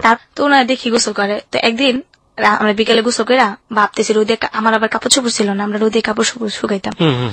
তো রোদে বসে বসে ভাবতেছি কি করবো, আজকে কোথায় থাকবো, রাত্রে কই থাকবো। তো ও কইতেছে দেখ আজকে রাত্রে কাজ করতে হবে, বাইরে থাকতে হবো। তো এরকম করতেছি। তো ওই যে সোহেল বললাম, ও জিনিসটা দেখার পর ও আমাকে বলে কি করো তোমরা? তো আমরা বলি যেমন এমন আমরা কিছু করি না, আমরা এমনি ঘুরি ফিরে খাই। তখন কিন্তু আমি পড়াশোনা করি, ওই যে খ্রিস্টান স্কুল পড়াশোনা করি খাওয়ার জন্য। দুপুরবেলা ওরেও নিয়ে যাই আমার বান্ধবী, যে তুই ও পর খাইতে পারবো আমরা দুপুরবেলা, ওরে ভর্তি করে দিই খাবার লোভে হওয়া। তারপর যেটা হয়, ওই ছেলেটা আমাকে বলে আমি তো ব্যাচেলার থাকি, তুমি আমার সাথে থাকবা? আমাকে আপনার সাথে আমি কিভাবে থাকবো? পরের বেলা তোমাকে আমি বলবো তুমি আমার ওয়াইফ হও, আমি তোমাকে বিয়ে করছি, তুমি আমার কাছে 1 মাস থাকবা, তুমি চাকরি নিবা, 1 মাস পর তুমি আমার কাছ থেকে চলে যাবা, তোমরা 2 ফ্রেন্ড মিললা একটা রুম নিবা, নেওয়ার পর তুমি তোমার মতো করে চুলাফিলা খাবা, আমি জাস্ট তোমার উপকার করবো। আমি বলছি আপনি গায়ে টাচ করবেন না তো? না। আমি তাহলে আপনার উপরে তো শুবেন, আমি নিচে শুবো। ঠিক আছে, আমি রাজি হয়ে যাই ওর কথায়, সোহেলের সাথে। হ্যাঁ, আমার ফ্রেন্ডরা ওই যে বান্ধবী, ও খুব না করে যে দেখ ছেলেরা ভালো না, এগুলো বলে, পরে যে কিছু করবো না কোনো গ্যারান্টি আছে? হাসিনা তো এই পেশাতে আগে থেকে ছিল। হ্যাঁ, ও কিন্তু অতটা না, টুকটাক করতো, এটা যেটাকে বলে না করলে তো পেটে ভাত জুটতো না। ও চায় না, ওর বাবার কাছে থেকে যায়, আমি চাই। আমি যাওয়ার পর এক প্রকার আমি ওকে হাজবেন্ডের পরিচয় দেওয়া থাকি ওর বাসায়। থাকার পর ওই যে ছেলেটা আমার প্রথম ফিজিক্যালি রিলেশন করতে চাইছিল, ওর বাসা আর আমি যে জায়গায় যাচ্ছি বেশ একটা দূরে না, কাছাকাছি। তারপর একদিন ওই ছেলেটা, আমি চাকরি নেই, নেওয়ার পর মানে চাকরি নেন আপনি? গার্মেন্টস। আচ্ছা, আপনার মা কই গেল? এর ভিতরে মা থাকে। কোথায় থাকে? মানে মা রাস্তায় থাকে। আপনি একটা বাসায় উঠে গেলেন, আপনার মা বাধা দিল না সেটা? আমি চিন্তা ছিলাম যে এই লোকটার সাথে থাকার পর আমি আমার মাকে নিয়ে একটা রুম নিয়ে ফেলবো। আচ্ছা, লোকটার সাথে পরিচয়। মা জানতো এটা? না, আমার মা জানতো না। আমার মা জানতো আমি খালাম্মার বাসায় থাকি। আচ্ছা, আমার চিন্তা ছিল একটাই, যে আমি গার্মেন্টসে চাকরি করবো, টাকা কিছু কামাইবো, আমার ঘর নিবো, আমার আম্মুরে রাখবো, আমার আম্মু ঘরে রান্না বান্না করবো, আমি চাকরি করবো, আমি খাবো। তারপর আমি তো হাজবেন্ডের ওয়াইফ পরিচয় দিছি। তো তখন আমি চাকরি নিতে, যেমন আমি ওনার কাছে 25 তারিখে গেছি, আর 5 দিন বাকি আছে চাকরি নেওয়ার জন্য। 1 তারিখ ছাড়া তো চাকরি নেওয়া যায় না। উনি উপরে থাকে, আমি নিচে থাকি। তো শীতের দিন তো নিচে থাকা একা সম্ভব না, খুব শীত করে। তো উনি আমাকে উপরেই রাখতো। তো উনি এক সাইডে থাকতো, আমি এক সাইডে। তো এমন প্রায় 2-3 দিন যায়, উনি আমাকে টাচ করে না। একদিন যেটা হয়, উনি মানে কয়েকটা ছেলের সাথে ড্রিঙ্কস করে আসে, এতটাই ড্রিঙ্কস করে যা নিজেকে কন্ট্রোল করতে পারে না। তখন আমাকে ফিজিক্যালি রিলেশন করে আমার সাথে। এরপর অনেক জোর 3-4 জনকে সাথে নিয়ে, নাকি শুধুমাত্র? শুধু একাই। ওকে, এতটাই জোরপূর্বক করে আমি না করে পারি না। আর চিল্লাচিল্লি করে বাসা থেকে মানুষ আসে যে তোমরা তো হাজবেন্ড ওয়াইফই বলছে। তো প্রচুর ব্লান্টিং হয়, এতটাই ব্লান্টিং হয়। আমি মানে এতটা অল্প বয়সে ছিলাম। তো পরে যখন আমার জ্ঞান ফিরছে, আমি দেখি আমার পাশে 2টা ডাক্তার বসা। 2টো ডাক্তার আপনার পাশে বসা? হ্যাঁ। আপনার রুমের মধ্যে নাকি? রুমের ভিতরে। তার মানে ওখানে যে ছেলেটা যে থাকতো, এটা কি এক ধরনের বস্তি ছিল? হ্যাঁ, বস্তি ছিল। বস্তির মধ্যেই থাকে এরা? ডাক্তাররা কি বস্তির ডাক্তারই? না, ডাক্তার ছিল আপনার এমনি ফার্মেসির ডাক্তার। ফার্মেসির ডাক্তার নিয়ে আসছে? ওকে। লোকটা তো বুঝতে পারছে, বুঝছে নতুন বউ ওয়াইফ। তো লোকটা কিছু ওষুধ লেখা দেয় আমাকে, দেওয়ার পর আমাকে বলে কিছু হাঁটা চলা কম করতে, ভারী জিনিস কম নিতে আর কি বলে দেয় আমাকে। তারপর আমি তো ভারী জিনিস কমই নিই। তারপর যেটা হয়, কিছুদিন তোর কাছে থাকতেই হয় আমার, আমি কোথায় যাবো এই অবস্থা নিয়ে। তো আমি ফাইনালি ডিসিশন নিয়ে নিছি, ওরকে নিয়ে আমি সংসার করবো, যেহেতু আমাকে ফিজিক্যালি রিলেশন করেই ফেলছে। আপনি সিদ্ধান্ত নিয়ে ফেলছে? আমি পরে বলছি আমার আম্মু আছে, আমার আম্মু রাস্তায় থাকে, আপনি আমার আম্মুকে নিয়ে আসবেন। তো যেটা হয়, কুরবানি ঈদ আসে, ও কি করে মাংস টুকাইতে যায়। কুরবানি ঈদে তো আমি সারাদিন আমার বান্ধবী 2টাকে নিয়ে আসি, আমার বাসায় খাওয়াবো ওদের। ওরা তো আমাকে অনেক উপকার করছে। ও মা, কতক্ষণ পরে শুনি যে ও নাকি বলে মাংস টুকাইতে গেছে। এটা শুনে আমার খুব শরম লাগে যে আমার হাজবেন্ডই বলতে এক হিসাবে বিয়ে হয়নি, কিন্তু আমরা সিদ্ধান্ত নিয়েছি বিয়ে করবো। তো আমার হাজবেন্ড ও এই মাংস ঢুকায়, আমার শরম লাগতেছে, আমি ওর সাথে মানে কথা বলি না, আমার কেমন একটা প্রেস্টিজে বাঁচতেছে। তারপর ও আমার বান্ধবীরা বলে, সি তোর হাজবেন্ড এগুলো করতে পারে? ওই যে বৃষ্টি, ওকেও দাওয়াত করছে আমার বাসায় আসার জন্য। তো ও আমাকে বুদ্ধি দিল যে তুই তো এগুলো করেই ফেলছিস, আর মনে করতে এখন আনমিনিট না, তো এখন জাস্ট এগুলো করছি, এখন তুই একটা করতে পারিস, সমস্যা নেই, মানে প্রস্টিটিউশন আসতে পারিস। হ্যাঁ, আসতে পারিস, সমস্যা নেই। তারপর এক সময় এগুলোতে আসলে তুই অনেক টাকা কামাইতে পারি, তোর মায়ের নিয়ে তুই সুখে থাকতে পারবি। তো তখন আমি চিন্তা করলাম যে আসলে তো ঠিকই বলছে। তখন আমি ওই চিন্তাটা করি নাই যে আমি এগুলাতে যাইতেছি কেন। কিন্তু বিশ্বাস করেন ভাইয়া, তখন যে আমার পিছনে একটা গার্জিয়ান থাকতো না, হয়তো আমি মনে ওরকমটা করতাম না। তারপর যেটা হয়, আমি ওই ছেলের সাথে ওদের সাথে চলে গেলাম। মানে ছেলেকে রেখে আপনি চলে গেলাম। তো ওদের সাথে রাত্রে 11টা-12টা রেল লাইনে বসে বসে ওরা আড্ডা মারতো, ছেলের সাথে আমি বসে থাকতাম, কথাবার্তা বলতাম। তো আমার ভাইয়ের কিছু বন্ধু বান্ধব দেখে ফেলে। আমি একটু আপনাকে থামাচ্ছি এই জায়গাটায়। আপনারা কিভাবে আপনাদের কাস্টমার বা এই যে ব্যাপারগুলো থাকে এগুলো কালেক্ট করতেন কিভাবে? হ্যাঁ বলতেছি ভাইয়া। জি। তখন কিন্তু আমি এগুলাতে আসিনি, ওই যে করছি তো ওইটাই।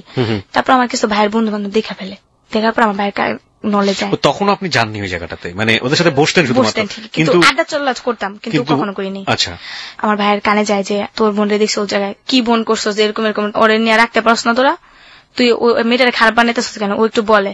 তো আমার ভাই আমাকে একদিন রাস্তা থেকে আমাকে বাসায় নিয়ে আসে, নিয়ে আসা বলে তুই আর এখানে থাকবি না, তুই এনে ঘরে পড়াশোনা করবি, তুই বাসায় থাকবি, যাই করি আমি তোরে খামো, তুই বাসায় থাকবি, আমরা 2 ভাই বোন থাকবো।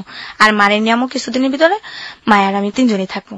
ভাই এই ডিসিশনটা নিয়ে। মা তখন কই থাকতো? মা রাস্তায় থাকতো। তখনও রাস্তায়?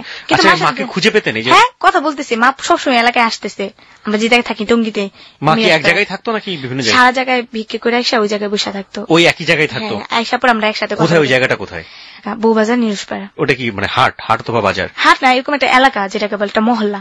ওই মহল্লায় কোথায় থাকতো? রাস্তার উপরে? হ্যাঁ, রাস্তার ভিতরে একটা দোকানের সামনে বসে থাকতো। ওই একটা দোকানের সামনে সবসময় থাকতো? হ্যাঁ সবসময়। মানে ওখানে গেলেই ওনাকে খুঁজে পেতেন? হ্যাঁ, ওইটা আবার কি ছিল, ওইটা আমার বাবার বাড়ির সামনে। কিন্তু মানে যে বাবা আপনাদেরকে তাড়িয়ে দিল সেই বাবার সামনে আম্মু বসে থাকতো। আর আমার আম্মু কি করতো জানেন, লাডি দিয়ে আমার ওই বাবারে বকতো, আর বাবাই বলতো সবাই আমার আম্মু পাগল। ওই সময় ওখানে বসে বসে আমার আম্মু শুধু দেখতো যে ওর মান সম্মান কিভাবে ক্ষয় করা যায়, আমার আম্মু ওইভাবে করতো। রাস্তায় রেখে রেখে আম্মু ওরে অপমান করতো, রাস্তার ভিতরে দাঁড়া করে লাইতো। মানে একটা নেতা মানুষ, বুঝেনি তো, একটা রাজনীতির সাথে একটা এক হিসাবে এখন বলতে পারে একটা কাউন্সিলর। উনি এখন কাউন্সিলর ওখানকার? হ্যাঁ। ওনাকে মনে করেন যে রাস্তার ভিতরে ছেড়ে দিয়ে ফেলতো আমার আম্মু। লোকজন যদি জড়ো হয়ে যেত না, যে জিজ্ঞেস করতো কেউ নেই, পাগল তার সে গেছে, এগুলো বইলা আইসা পড়তো আমার বাবা। তখন আমার আম্মুকে আমি বাধা দিতাম, তুমি ওই লোকটার সাথে খেলে এমন করো কেন, অন্য মানুষ আছে না, ওর সাথে কইতে। কিন্তু আম্মু বলতো না, আম্মু বলতো তুই বুঝবি না মা, তুই বড় এলো তারপর বুঝবি। আমার তো বুঝা লাগতো না, এগুলো বলতাম আমি। তারপর যেটা হয়, আমার ভাইয়ের কাছে আমি যাই। যার পর প্রিয় শ্রোতা, গল্পটা কিন্তু খুবই খুবই খুবই মনোযোগ দিয়ে শুনতে হবে। আমরা জানি না এটা শেষ পর্যন্ত গিয়ে কতটা বম্বিং করবে। আমরা বলতে পারি যে it will be like super blasting, যেটাকে বলে, কারণ গল্পের অনেকগুলো মোড় রয়েছে ওর জীবনের গল্পের, এবং কত সমাজের জ্ঞানী মানুষ এখানে জড়িত, এবং ওর যে লাইফ, ও মাই গড। তারপর আমার ভাইয়ের কাছে আমি যাই। যাওয়ার পর একদিন রাত্রিবেলা একসাথে শুয়ে থেকে ভাই আমি 2জনের খাটে একটা, আমার ভাই আমার হাত রাখে, আমার আপন ভাই রাখার পর আমি ভাবছিলাম যে হয়তো ঘুমের ইয়েতে হাতটা রাখছে। আমি মনে করছি হাতটা লাড়াচাড়া দিয়ে যদি জাগনা থাকে সরা ফেলবে, যদি ঘুমের দানে। ওমা দেখি সাথে সাথে হাতটা সরা ফেলে, যখন আমি লাড়াচাড়া দিই ততটা ইমোশনাল ভাবে নেই। আরেকদিন যেটা হয় ভাইয়া, আমার ভাই আমার খালতো বোনের আর কি মেয়েরা আসে, একটা ভাগ্নি আছে, এটা এখন ইন্টারে পড়ে, তখন ও মনে হয় 5-6 পড়ে। তখন ও আসে, ওকে টাকা দেয়, ওকে খাতা কিনা দেয়, ওকে জামা কাপড় কিনা দেয়, কিন্তু ভাই আমাকে কখনো 2টা টাকা দেয়নি, কখনো আমাকে বলে নাই বোন নিয়ে তুই 2টা টাকা নে, তুই কিছু খাইস, তোর যেটা খাইতে ইচ্ছা করে। তো ওদেরকে আমার সামনে টাকা দিত, ওদেরকে নদী পানি ঘুরা যেত, কিন্তু ভাইয়া কখনো আমার রাস্তার কথা বলতো না আমার সাথে। ও বলতো রাস্তার কথা বলে নাকি ওর মান সম্মান চলে যাবে। আমার সাথে বাসায় জাস্ট সম্পর্ক, বাইরে না। তোমার ভাগ্নিদেরকে খাতা কলম কিনা দিত, কিন্তু আমাকে কিছু দিত না। আমি যে স্কুলে পড়তাম না, স্কুল থেকে 5-এ বৃত্তি দেওয়ার পর আমি রেজাল্ট ভালো করে আমি ওখান থেকে 700 টাকা পাই। 700 টাকার পর ওই টাকায় হাতে রাখি, ওইটা দিয়ে আমি ভাঙি, এগুলো কিনি, খাতা কলম কিনি। তারপর ওই দিন রাত্রি আমার ভাগ্নিদের টাকা টুকা দেওয়ার পর আমার ভাগ্নিরা চলে যায়। আসার পর তো কি করে, আমার ভাই আমাকে একটা জুস আছে না, ওই জুসগুলা নিয়ে আসে। জুসগুলা নিয়ে আসার পরে জুসের ভিতরে আমি দেখি যে কতগুলা ঘুমের ট্যাবলেট, যেটাকে বলে সাদা সাদা কি জানি, ঢুকায় ওটার ভিতরে, ঝাক্কায় কতক্ষণ। আমি অতটা খেয়াল করি না, ওটাই মনে খাইবো। আমাকে বলে নে তোর লেগে জুস আনছি, উঠ, ওইটা ঘুমে তো ওইটা খায় নে, আর আমার লেগে ভাত বার। তো আমি ভাইয়ের জন্য ভাত বাড়লাম, আমি জুস খাইলাম। কিন্তু ভাইয়া আমি এত খুশি হয়েছি যে আমার ভাই আমার জন্য জুস আনছে, আমার জন্য এতটা ভালোবাসে আমার ভাই আমাকে। কিন্তু জুসটা খাওয়ার পরে আমি কেমন জানি ঘুমের হইয়া গেলাম। তারপর আমি শুইলাম, এক পর্যায়ে দেখি সকালবেলা ওইটা আমার সালোয়ার ছিঁড়া, সালোয়ার ছিঁড়ে ফেলেছে। হ্যাঁ, সালোয়ার ছিঁড়া। তারপর সামনের দিক দিয়া, কিন্তু ফিজিক্যালি রিলেশন হয়েছে কিনা আমি বুঝতে পারিনি, আমি জানিও না, কারণ আমার মনে হয় না। কারণ ভাই বোন কি বলে আল্লাহর তো আপনি ওটা বিলিভ করতে পারেন না। ওকে, আপনার বিলিভের জায়গা থেকে আমরা থাকতে চাই, বাট আপনি যতটুকু বলেছেন অতটুকু হজম করাই আমাদের জন্য খুবই কষ্টকর। But the reality is the reality. সত্যটা চরম সত্য, জঘন্য সত্য, মর্মাহত সত্য, বিধ্বস্ত সত্য, আপনি যাই বলেন না কেন সেটা সত্য। The reality is reality. কোন বোন তার ভাইয়ের বিরুদ্ধে কখনোই কোনদিনও গীবত করবে না, বা আমরা বলতে পারি না কখনো এই ধরনের অ্যাকিউজমেন্ট নিয়ে আসবে না যেটা তার ভাই করেনি। প্রশ্নই ওঠে না। এতক্ষণ পর্যন্ত তার ভাইয়ের কাছে যাওয়ার জন্য, তার ভাইয়ের একটু ভালোবাসা পাওয়ার জন্য তার যে আকুতি, সেটা কিন্তু এই এতক্ষণ পর্যন্ত পুরো গল্প জুড়ে উঠে এসছে। কিন্তু এই পার্টটা, this is really really really really hated part of today's hello it 920। Okay, তারপর যেটা হয় ভাইয়া, এগুলা দেখা আমি তারপর মনে করছি হয়তো ঘুমের দেয় না। তারপর আমি ইমোশনাল ভাবে নিয়ে নেই, মনে করছি ঘুমের দেয় শিখতে পারে, কারণ আমার তো একটা কাপড় চোপড় বছরের পর বছর ছিঁড়া যেতে পারে, কাপড় পচা যেতে পারে। তো একদিনকা ভাইয়া চলে যায়, আমি দরজা জানলাম অফ করে, মানে জানলাটা ছিল যেমন শিক নেই, একজন ঢুকা যায় জানলাতে, তো কাঠের দরজা ছিল, দুই দরজা আমি সিটকাই মেরা, আর জানলাটা রশিদা বাঁধানো ছিল, রশিদা বাইরে থেকে ঢুকার কোনো পরিস্থিতি নেই। তো ওইখানে আটকে আমি শুয়ে আসছি। তো অর্ধেক রাত্রে আমি ঘুমের থেকে কেমন সজাগ করে দেখি আমার ভাই আমার উপরে, মানে আমার উপরে। তো ভাইয়া তখন আমি কোথায় ছিলাম, আমার পক্ষে যে এটা এতটা গুরুত্ব ভাবে নিমু আমি কিভাবে বলবো ভাই, আমার এতটা কষ্ট লাগছে যে শেষ পর্যন্ত ভাই আমার কাছে এরকম করতে পারলো, এটা মানে কিরকম একটা কষ্টের ভিতরে চলে গেছিলাম আমি। তারপর যেটা হয়, আমি এক ধরনের এরকম করি, তারপর ভাইয়া আস্তে নেমে যায়। তারপর আমিও ভাইয়ারে কিছু বলি না, ভাইয়া আমাকে কিছু বলেন না। মানে এত বেশি লজ্জা পান আপনি যে আপনি ওই সময় রিয়াক্ট করাটারও। ভাইয়া আমি এতটা কান্না করছি, আমার মনে হয় আমার বালিশের যতগুলো তোলা ছিল সবগুলো মনে ভাইয়া চিপড়াইলে মনে পানি পড়তো ভাইয়া। এতটা কান্না করছি যে আল্লাহ কি আমার কপালে এগুলাই রাখছে। ভিক্ষা করছি, খাইছি, বাপের তো আদর পাইনি, জন্মের পর তো বাপ দেখি নেই, ভাই মনে করছি সবকিছু। মানুষের ভাইরা দেখে কত আদর করে, কত জায়গায় কত কিছু কিনে নেওয়া যায়, কত কিছু বোনের জন্য কত কিছু ইয়ে নিয়ে যায়, বোনের জন্য যাইতে সময় দোকান থেকে টাকা দেওয়া যায় যে তুমি কিছু খায়ো, এটা করো এটা করো। কিন্তু আমার ভাই ওরকম ছিল না। আমার ভাই কোনোদিন আমার একটা টাকা হাতে দেয় নাই যে বনি তুই এটা কিনা খাইস, তোর খাইতে মন চাই কিছু। আমার মারে কিছু ভালো করে আদর করে না, আম্মু তুমি কিছু খাইবা, কিচ্ছু বলে না, মানে আমাকে দেখতেই পারতো না। তো আমি চিন্তা করছিলাম কখন সকালটা হবে, কখন সকালটা হবে। সকালটা হয়েছে, আমি না করে বললাম, আমি বাইরে থেকে আইসা পড়ছি। আইসার পর ওই যে আমার ফ্রেন্ড বান্ধবী, ওদের সাথে আসলাম। আসার পর সারাদিন ওদের সাথে ঘুরলাম। ওই যে আপনার প্রথম যেটা আমাকে শাইন ফিজিক্যালি রিলেশন করতে চাইলো, ও আমাকে নাম্বার দিছে। তো ওর নাম্বার আমি একটা ফোন করলাম। তখন আমার খুব টাকার প্রয়োজন ছিল, থাকার জায়গা ছিল না। তো ও আমাকে বললো এমন জায়গায় আসো, আমি তোমাকে নিয়ে যাবো বাসায়। এগুলো কি আপনার সব নাচে যাওয়ার আগের ঘটনা বা এগুলো বলতে আমার মনে নেই। আচ্ছা ঠিক আছে, সমস্যা নেই। প্রিয় শ্রোতা, আপনাদেরকে আবারও কিন্তু মনে করে দিচ্ছি আমি যে ওর কিন্তু নাচে চলে গিয়েছে, সেই পার্টটা কিন্তু প্রথমে বলেছে, কিন্তু তারপরে কিন্তু ফ্ল্যাশব্যাকের মেমোরি হচ্ছে এগুলো।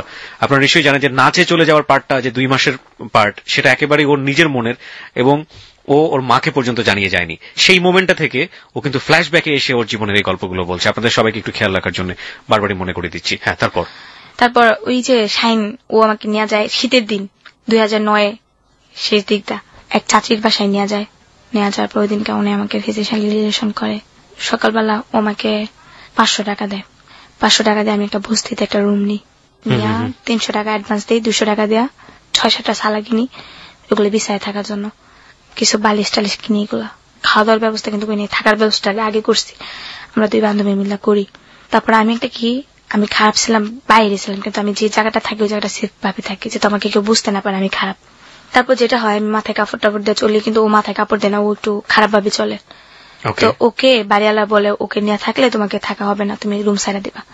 আমি বলছি ওর কারণে আমি কোথায় থাকবো, আমি ওকে বলি তুই একটা ব্যবস্থা করে নে। তো ওর সাথে আমার প্রায় ঝগড়া লাগতো ওই মেয়েটার সাথে। তো ও চলে যায়, যার পর আমি একাই থাকি। তারপর আমি আমার আম্মুকে নিয়ে আসি, আমার আম্মুকে নিয়ে ওই বস্তির ভিতরে থাকি। তো আম্মু কিছু টাকা দেয়, এর ভিতরে আবার ওই যে শাহিন, ওর সাথে আমি যাই, ও আমাকে কিছু টাকা দেয়।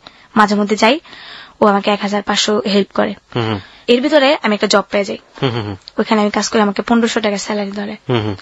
তো এর ভিতরে আমার আম্মুর এমন একটা অসুখ হয়, ওই যে বলছিলাম ফকিরখানা যে একটা অসুখ, পাতলা পায়খানা, ওইখানেও এরকম হয়ে যায়। ইমিডিয়েটলি আমার নিম্নে তো 1000 টাকা দরকার। আমি কিভাবে পাবো ওই মুহূর্তে 1000 টাকা, কই পাবো? আমি চাইছিলাম এইগুলো সাইরা দেবো, সাইরা আমি যে জব পাইছি এগুলোই করবো, কিন্তু সারার আমার কপালে সহ্য হইল না।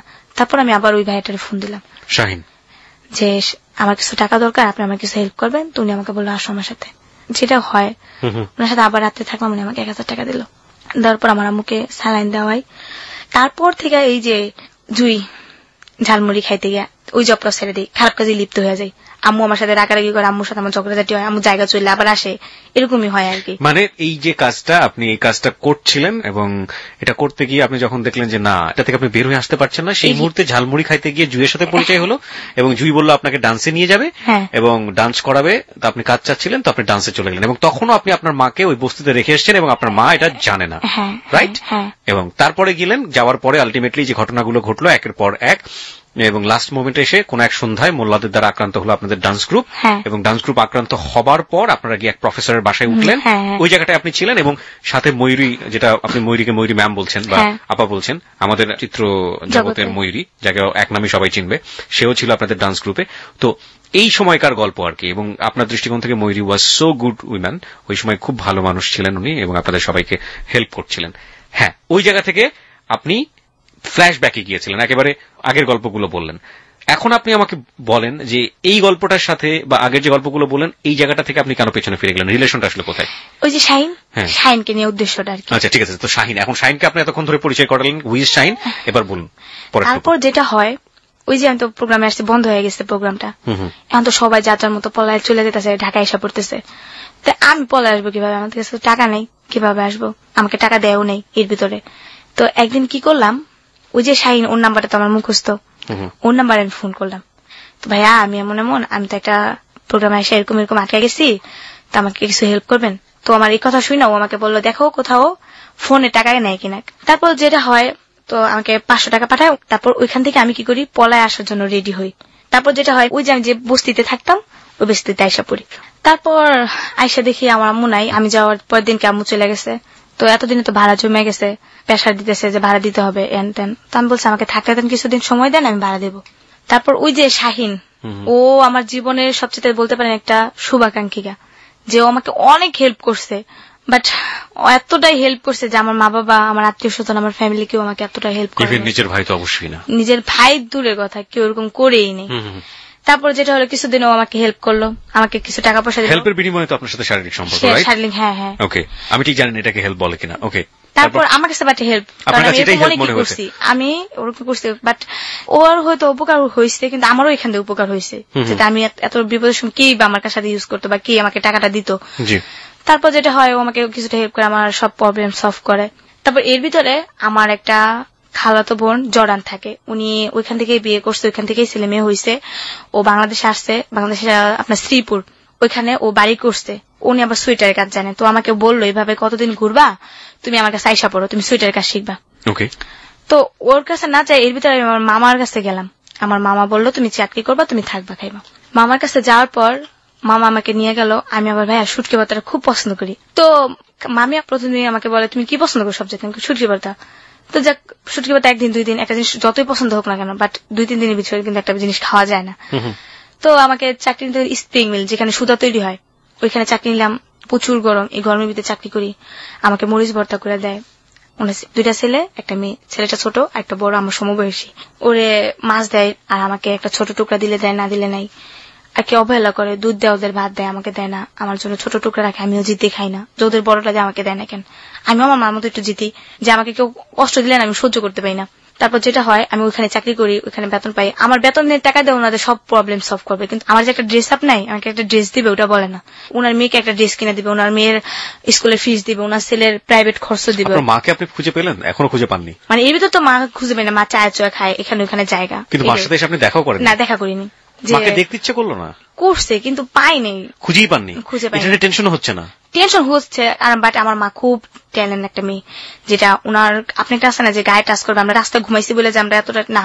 আমার আম্মুর দেখা গেছে একটা দোকান, আপনি আমার আম্মু চা খাইতে গেছে, আমার আম্মুর সাইড দিয়ে একজনে বললো যে খালাম আমার কিছু দেন তো, মানে দোকানদারকে বললো আম্মু মাইরা একটা পিঠা শেষ করে ফেলবো।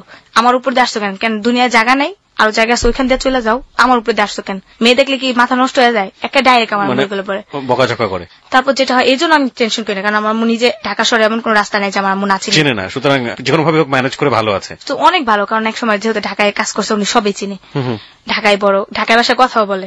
তারপর যেটা হয়, মানে আমাকে শুটকি ভর্তা দিয়ে ভাত দেয়, সবার সামনে খাইতে গেলে আমার খুব শরম করে। সব আমার কথা কি প্রতিদিন শুটকি ভর্তা দিয়ে ভাত দেয়, এমনি ভাত দিতে পারে না ভালো কিছু দেয়া। তো আমার শরম পাই দেখা পর একটা মেয়ে আমাকে বুদ্ধি দিল, কয় তুই কোয়ার্টারে আসা পর, তুই নিজে কামাই কর, নিজে থাকবি খাবি। মানে আপনার কর্মস্থলের যে কোনো একজন মেয়ে? একটা কোয়ার্টার, ওখানে আবার কোয়ার্টারের সুযোগ আছে। তো আমি কি করলাম, সিদ্ধান্ত নিলাম কোয়ার্টারে থাকবো। তখন আমি কি করি, বেতন পাইয়া আমার মামা মামিকে না বললে আমি কোয়ার্টারে এসে পড়ি। আচ্ছা। পরে এখানে আবার আমার মা আসে, আইসা আমার খালা যেটা মিজু খালা টুঙ্গিতে থাকে ওর কাছে খবর নেয় যে আমি আমার মামার কাছে আইসা পড়ছি। মায়ের খবর টবর নিয়ে আমার মা ওইখানে আইসা পড়ে। আসার পর আমি তো চাকরি বাকরি করি, ঘরে জিনিসপত্র করছি, 2700 টাকা বেতন পেয়েছি। আমার টাকা দেখে কেন, আমার একটা মানে ওয়েটে অন্যরকম, আমি চাকরি করি আর কিছু না, একটা তখন আমার মামা তো ফ্যাক্টরিতে আইসা বলতেছে তোমার আম্মু আসছে। আমি বিশ্বাস করি না, মনে করছি আমি তো যদি বেতন নিয়ে আইসা পড়ছি, যদি আমার বাসায় গিয়ে কিছু বলে মারধর করে, আমি বলছি আমার আম্মা আসলে আমার আম্মার নিয়ে আসতে, আমি বিশ্বাস করি আমারে। তারপর কি হলো, আম্মায় আসলো গেটে, আম্মুরে দেখা তো আমার খুশি দেয় কেন, আম্মুরে জয় দেখছে, মা তোমার আর ভিক্ষা করতে হতো না, তুমি এখন থাকবা, তুমি এখন খাবা, আর কোনো কষ্ট না, মনে কর তোমার মেয়ে বড় হয়ে গেছে। এই কতদিন পরে দেখা? প্রায় 3 মাস। 3 মাস, ওকে। আম্মু তো আমার জড়াই দেয় কান্নাকাটি, তুই কেন আমার হয়ে গেছিস, তুই কি বড় হয়ে গেছে, হাত পা কজা হয়ে গেছে। তো আম্মুরে নিয়ে রাখলাম। তখন আম্মুর এক চান্স আমি কাপড় কিনে দিলাম, আম্মুর যত কিছু লাগে সবকিছু কিনে দিলাম। আম্মুরে বললাম তুমি লাঠি ভর দিবা না, কারণ শরম লাগে লাঠি ভর দিলে। তারপর আম্মু লাঠি ভর দিয়ে হাঁটে, আমাকে ধরে আটতো, তারপর আম্মু লাঠি ভর দেয়। তারপর কি হলো, আম্মু ওনার ছেলেটাকে খুব ভালোবাসে, ছেলেকে না দেখলে পাগল হয়ে যায়। তারপর কইতেছে আয় তোর ভাইয়ের কাছে যাই আমরা, কিন্তু আম্মুর কাছে আমি বলি নাই যে আম্মু আমার কাছে এইগুলো ঘটছে। তারপর আম্মু বলে যে চল আমি যাই, এখান থেকে আমরা চলে আসি। আসার পর আমি আর ওই জবটা করি না, আসা পড়ি টঙ্গিতে। টঙ্গিতে আসার পর এখানে আবার একটা রুম নিই, পরে এখানে থাকি। তারপর আম্মুর সাথে আমার ঝগড়ায়, যে কোনো একটা বিষয় নেই এমনিতে যখন আম্মু চলে যায়, আবার আমি আবার একা একা থাকি, আবার ওই ফ্রেন্ডদের সাথে আড্ডা মারি, ওরাও এরকম খারাপ কাজ করি। হ্যাঁ, এর ভিতরে আবার ওই যে আমার আপুর কথা বলছি, ওই আপুর বাসায় আবার যাই রোজার ঈদ আসা পরে প্রায় কাছাকাছি। জুই না, ওই যে আমার একটা ফাতেমা আপু, যেটা উনি জর্ডান থেকে আসতে, উনি আমাকে নিয়ে যায় ওনার বাসায়, নিজের বাড়ি করছে। বর্তমানে আমার আম্মু ওইখানে আছে। তো দাঁড়ান বুঝিনি, আপনার তো জর্ডান থেকে মামা মামি আসলো? না, আমার একটা খালতো বোন আসছে আর কি, ওখানে বিয়ে করে আসছে, ওখানে একটা মেয়ে হয়েছে, আসার পর বাংলাদেশে চলে আসছে। মেয়েকে রাখার মানুষ পায় না, এর জন্য। তাহলে আপনি কোথায় থেকে অফিস করছিলেন? মামা মামির কাছ থেকে? হ্যাঁ, শ্রীপুর থেকে অফিস করছিলাম। আর এই জর্ডানের বোনের সাথে কি সম্পর্ক, খালাতো বোনের সাথে? এই টঙ্গিতে আইসা উনিও আসতে, দেখতে আসছি ওনাকে। দেখার পর হ্যাঁ, তারপর উনি আমাকে বললো এভাবে আর কতদিন, তুমি আসো আমার সাথে। এক ধরনের বোহেমিয়ান লাইফ আমরা যেটাকে বলতে পারি, যাযাবর জীবন। কোথাও এখানে, কোথাও বস্তিতে, কোথাও মামা মামির কাছে, কোথাও সার্কাস লাইফ। মানে লাইক আপনি একটা ফুটবলকে তুলনা করতে পারেন ওর লাইফের সাথে, যে ফুটবল মারছে, যেখানে যে ফুটবল থামবে তো থামবে, কোনো ঠিক ঠিকানা নেই। দুমুঠো ভাত কিংবা একটু রাত্রেবেলা মাথা গোজার ঠাই, এটার জন্য কখনো শরীর দিয়ে দিচ্ছে, কখনো কারোর সাথে রাগারাগি করতে হচ্ছে, কখনো কারোর কাছ থেকে চুরি করতে হচ্ছে। This is call life. এবং এই জীবন কতটা নির্মম এবং নৃশংস হতে পারে সবকিছু মিলিয়ে, সেটা আজকে মনিকে দেখলেই বুঝতে পারবেন। কিন্তু অদ্ভুত ব্যাপার হলো, 17 বছরের মেয়েও, এবং ওর যে বলার স্টাইল, তার মধ্যে এক ফোঁটা ছিটে ফোঁটা, আমি বেশ কয়েকবার 2-1 দেখেছি চোখের জলে ভিজে উঠছে, কিন্তু এক্সপ্রেশনে সেটা নেই, একেবারে হাসি মুখ করে আরামসে বলে যাচ্ছে। ও এটা কি ওর জীবন মনে করে নিয়েছে, অদ্ভুত। এবং এই জিনিসটাকে আমার খুব বেশি পরিমাণে আমি মার্ক করছি, যে ওর ফিলিংস আসলে কি, ওর ফিলিংসটা কোনো না কোনো ভাবে ধরতে পারছি না, যে ও যে কষ্টে আছে, ওর যে খারাপ লাগছে, আমি ঠিক জানি না। আমি শেষের জায়গাগুলোতে আসতে চাই। ওকে, হ্যাঁ, তারপর যেটা হয়, আমার খালুর কাছে যাই, আমার খালা থাকে, মেহমান আসে, 3টা রুম থাকে ওদের, একটা হাজবেন্ড ওয়াইফ থাকে, আর একটা এর ভিতরে বলি না আমার ছোট খালা, ওরাদের একটা বড় সমস্যা হয়ে যায়, ওরাদের রুম আটকে যায়, রুম ভাড়া দিতে পারে না, দেখে বের করে দেয়। ওই মিজু খালার কাছে চলে যায়, মিজু খালার বাড়ি করে, ওরা এক রুমে থাকে, খালা এক রুমে থাকে। আমার খালা আবার হুজুর নিয়ে একটা তালিম পড়ায়। আমার ফ্যামিলিটা সবাই হুজুর, খালি ডান্সার ভিতরে আমি একাই বলতে পারেন। আপনার ফ্যামিলির সবাই হুজুরনি, মানে হচ্ছে সত্য নামাজ পড়ে, সবকিছুতে আল্লাহর ভক্ত। ওরা আল্লাহর ভক্ত, 5 ওয়াক্ত নামাজ পড়ে, ইসলামের সবকিছু মেনে চলছে। আর সেই বাড়ির একটা মেয়ে এরকম পথে ঘাটে ঘুরে বেড়াচ্ছে, প্রস্টিটিউশনে যাচ্ছে, কোনো কিছু না। তারপর যেটা হয় ভাইয়া, একদিনকে আমাকে খালার সাথে শুইতে দেয়, আমি খালার সাথে শুই কিনারে, রাত্রে টিভি দেখতে দেখতে প্রায় ঘুমাই যাই, খালুর নিচে ঘুমায়। তো রাত্রেবেলা আমার একটা কি, যে কেউ যে আমাকে টাচ করে, আমি গায়ে হাউস পরে পাই যে আমাকে টাচ করতেছে। হঠাৎ করে দেখি যে আমার টাচ করতেছে আমার খালু, দৌড়তেছে, যেমন মানে নিচে শুইছে, হাত বাড়ে আমাকে টাচ করতেছে। তখন চিন্তা করতেছে এই জায়গাও থাকবো না, চলে যাবো। রাত্রি ডিউটেশন নিয়ে নিচ্ছে, পরের দিন সকালবেলা চলে আসি ওইখান থেকে। চলে আসার পরে আর কারো বাসায় যাবো না, একটা মনে সাহস হলো, কারো বাসায় যাবো না, একা একা রুম নিবো, একা একা থাকবো, একটা নিজের একটা ডিসিশন নিলাম, কারো বাসায় যাবো না। প্রিয় শ্রোতা, একটা মেয়ের পিতৃ পরিচয় না থাকলে একটা মেয়ের যদি কোনো ব্যাকআপ না থাকে, এমনিতেই আমরা শুনি যে এই ধরনের ফ্যামিলি ট্যাবু যেটার পার্সেন্টেজ এত ভয়াবহ আপনি চিন্তাও করতে পারবেন না। এগুলো নিয়ে যারা কাজ করে বিভিন্ন এনজিও, সেই পরিসংখ্যানগুলো আমরা দেখেছি যে একটা মেয়ে পারিবারিকভাবে ছোট থেকে বড় হতে গিয়ে এ ধরনের কত রকমের টর্চারের, মানসিক টর্চারের শিকার হন, বিশেষ করে ফিজিক্যালি। সে বয়স্ক হোক কিংবা অপ্রাপ্ত বয়স্ক হোক, একেবারে নিজের ব্লাড রিলেশন থেকে শুরু করে কেউই সেখানে বাদ নেই এই তালিকায়। কিন্তু যখন দেখি যে পিতৃ পরিচয় নেই এবং এই মেয়েটাকে খুব সহজেই পাওয়া যায়, এই মেয়েটা কখনো সোচ্চার ভয়েস তার মুখ থেকে বের হবে না, খুব সুচ্চ কণ্ঠে সে প্রতিবাদ করতে পারবে না, তখন কিসের খালু, কিসের আপন ভাই, কিসের বন্ধু, যেভাবে পারছে সেভাবে। ওকে, তারপর আমি ওখান থেকে আসার পর ওই যে শাহিন, ওকে আমি বলি যে আমি একটা রুম নিব, আমাকে একটু হেল্প করবেন। কি হেল্প? আমার তো একটা মাস চলা লাগবো, আমার তো ওই টাকাটা নাই, আমি কি করব? আপনি আমার একটা মাস জাস্ট হেল্প করবেন, আমি চাকরি নিব, তারপর আমি আপনার টাকা দিয়ে দেবো। তো ও আমাকে বলে, তো ভাই আমি যেটা ভুল করছি, আমি জানতাম না ও কিন্তু হিন্দু। তখন ও আমাকে বলে যে আমি তো হিন্দু, তুমি আমার সাথে কি করবো? আমি একটা অফার করি যে হাজবেন্ড পরিচয় আমি আপনাকে রাখবো, আমার কিছু মাস থাকবেন, তারপর যদি কোনো সমস্যা হয় আপনি চলে যাবেন, আমি থাকতে কোনো সমস্যা করবো না আপনার, আমার জীবন যাক, কিন্তু আপনার কোনো সমস্যা হইতে দিব না আমি এভাবে বলছি। তারপর উনি আমাকে খুব বিশ্বাস করছে। তো উনি আমাকে একটা রুম নিয়ে দেয়, রুমের একটা মাস আমাকে চালায়, টাকা পয়সা যা যা বলে সব দিয়ে আমাকে হেল্প করে। আমি মাঝে মধ্যে অসুস্থ হয়ে গেলে, আমার তো আল্লাহ ছাড়া কেউ নাই ভাইয়া, একমাত্র বলতে পারেন উনি আমাকে হেল্প করে, টাকা পয়সা দেয়। তো আমি আবার কি করতাম যে চাকরি নিয়ে ফেলছি গার্মেন্টস, তখন আমি হেল্পারই করি। মানে ভাইয়া এইসব কাজে কখন যায়? গার্মেন্টস একদিন অ্যাবসেন্ট করলে দুনিয়া গালাগালি করে, এসব কাজে যাইতে পারি না। আমি আবার অন্যটার আশায় থাকি না। আমি কি করতাম ভাইয়া, এই কথাগুলো আমি আজকে বলতেছি, যেটা ও জানে না এখনো। ও আমাকে টাকা দিত প্রতি সপ্তাহে, না 15 দিন পর পর, সপ্তাহখানিক পর পর। যখন না দিত তখন আমার না খেয়ে থাকতে হইতো। তখন আমি ওই সময়টায়, জানি না ও শুনলে আমাকে খারাপ মনে করবে, ভুল হলে আপনি আমার মাফ করে দিয়েন, ও আমাকে টাকা দেওয়া সত্ত্বেও আমি বাইরে যেতাম একমাত্র ভালো কিছু খাওয়ার লেগা, রান্না করার লেগা, কারণ ওর আমি চাইতাম, আমার খুব সরম লাগতো। আজ পর্যন্ত আমি ওর কাছে কোনো টাকা চাইনি, একমাত্র বেশি একটা সমস্যা ছাড়া। ও আমাকে হাজার টাকা দিত, কিন্তু টাকা দিত তো ওই বিনিময়ে, বাট আসতো, আয়সা রাত্রে থাকতো, সকালে চলে যেত, আমি সকালে অফিসে যাইতাম গোসল টোসল করে আর কি। তারপরে এই যেটা আমার বাসা পরিচিত ছিল, ওদের কাছে যাইতাম, যাই আমি কিছু টাকা 400-500 টাকা আনতাম, আইনা এগুলো দিয়ে আবার আমি চাল টাল কিনা ফেলতাম। ওরা সাথে থাকতে হতো না, দিলে ওই টাকাটা আমার স্ট্রং থাকতো, আবার যখন ফুরা যেত আবার কিনা ফেলতাম, এরকম করতাম। মানে এই পেটের ভাতের জন্য, বাসাটা ভাড়া দেওয়ার জন্য মানে আমি টেনশন করতাম যেটা ভাইয়া, আমি একবেলা না খেয়ে থাকি, কেউ দেখবো না, কিন্তু একটা বাসা ভাড়া না পেলে যদি আমার বের করে দেয়, তখন আমি কোথায় থাকবো? এই জন্য আপনি প্রস্টিটিউশনে জড়ালেন। গার্মেন্টসও করতাম, এসব কাজও করতাম, ওর সাথেও করতাম। জি, গার্মেন্টসের কাজ করে আমি একসময় অপারেটর হয়ে যাই, তখন আমার বেতন হয়ে যায় 3500 টাকা। তখন আমি সব মিলাই 4 থেকে 5,000 টাকা পাই। তখন কিন্তু ওর টাকা আমার প্রয়োজন পড়ে না, তারপরও পরে, যেটা মাঝে মধ্যে ক্ষেত্রে লাগে। আপনি কি এই যে কাজগুলো করতেন, এগুলো করার জন্য কি আপনার একেবারে নির্দিষ্ট কিছু ক্লায়েন্ট ছিল, নাকি আপনি রাস্তায় দাঁড়াতেন? বা না ভাইয়া, কখনোই না। তাহলে আমার কিছু বাসা ছিল, বাসা থেকে আমাকে ফোন করতো যে অমুক সময় তুমি আসবা, অমুকটা কয়টা কাজ করো, তুমি চলে। এগুলো কি ম্যারিড পার্সন নাকি ব্যাচেলর নাকি মেসে ভাড়া থাকে? কে এই যাদের সাথে এগুলো করতেন? মানে মেয়েরা না, বেসিক্যালি আপনি তো যে প্রস্টিটিউশনের কথা বলছেন, আপনার শারীরিক যে ব্যাপারগুলো জড়িত, আপনি বিভিন্ন ক্লায়েন্টের কাছে গিয়ে আপনি এগুলো করতেন, ওদের পরিচয় জানতে যাচ্ছে। ওরা এক সময় কি দেখতাম যে হাজবেন্ড জানে, হাজবেন্ডের সামনে করাইতেছে এসব।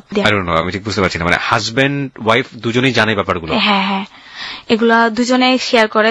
হাজবেন্ড লোক নিয়ে আসতেছে, ওয়াইফ রিসিভ করতেছে, রিসিভ করে দেখা গেছে যে মেয়েকে ভিতরে দিতেছে, হাজবেন্ড গেটটা লাগাই দিতেছে, আর হাজবেন্ড ওয়াইফ দুজনে ঘরে বসে আছে। তারপর শেষ হওয়ার পরে দেখা গেছে লোকটা আসলো, হাজবেন্ডের কাছে টাকা দিল বা ওয়াইফের কাছে টাকা দিল, হাজবেন্ড নিচে নামাই দিয়ে আসলো। মানে কোন একটা বাসায় গিয়ে আপনাদের জিনিসটা করতে হতো, এবং এগুলো সবকিছু প্রিসেট করা, সাজানো থাকতো। হ্যাঁ, দেখা গেছে একটা হাজবেন্ড ওয়াইফ আর একটা বাচ্চা, তো এক বাসায় ফ্ল্যাট নিয়ে রুম ভাড়া নিল।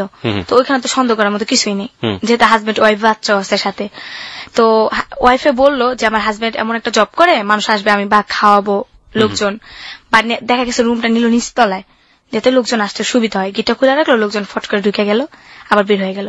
তো ওরকম ভাবে আর কি হইতো। ওইটা না, সেটা তো হতোই, কিন্তু কথা হচ্ছে যে আপনি কিভাবে বুঝতেন যে উনি আপনার ক্লায়েন্ট, বা আপনি ওই বাসাটাতে যাবেন? আপনাকে এগুলো কে বলে দিত? দেখা গেছে মেয়েদের দ্বারা পরিচিত হতাম। একটা মেয়ে আছে, যেমন ওকে আমাকে বললো যে আমাকে কাজ করাতে হয়। তো একটা মেয়ে তো এক জায়গায় কাজ করে না, অনেক বাসায় কাজ করে, ওর তো এক জায়গায় কাজ করলে হয় না, যে জায়গায় লোক বেশি আসে ওই জায়গায় কাজ করে।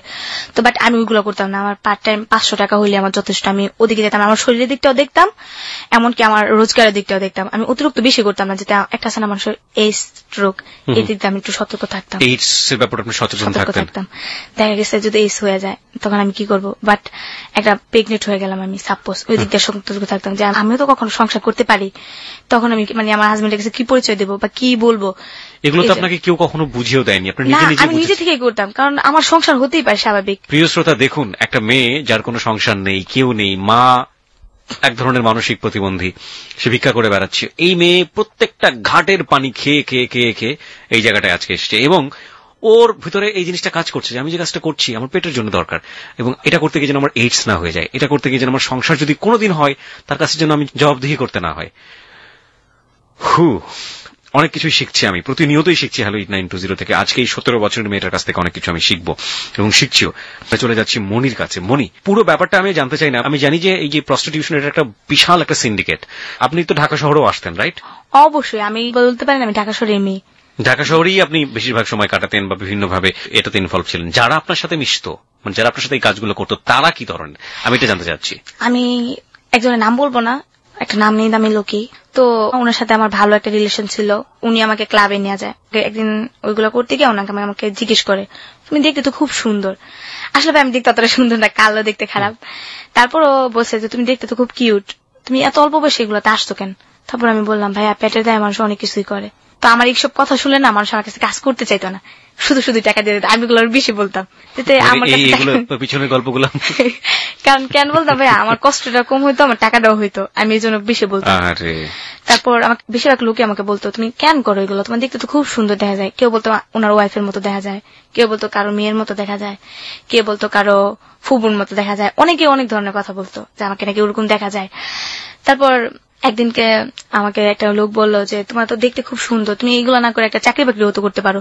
আমি বলি হ্যাঁ ভাই আমি চাকরি করি, বাট আমার তো কেউ নাই, আমার একটা মা অসুস্থ, ওনাকে আমার হেল্প করতে হয়, তো আমি চাকরিগুলো আমার পোষায় না। আমি এইভাবে বলছি তাহলে এইগুলো করো কেন, বড় ধরনের কোনো জব করো। কে দিবে আমাকে বড় ধরনের জব?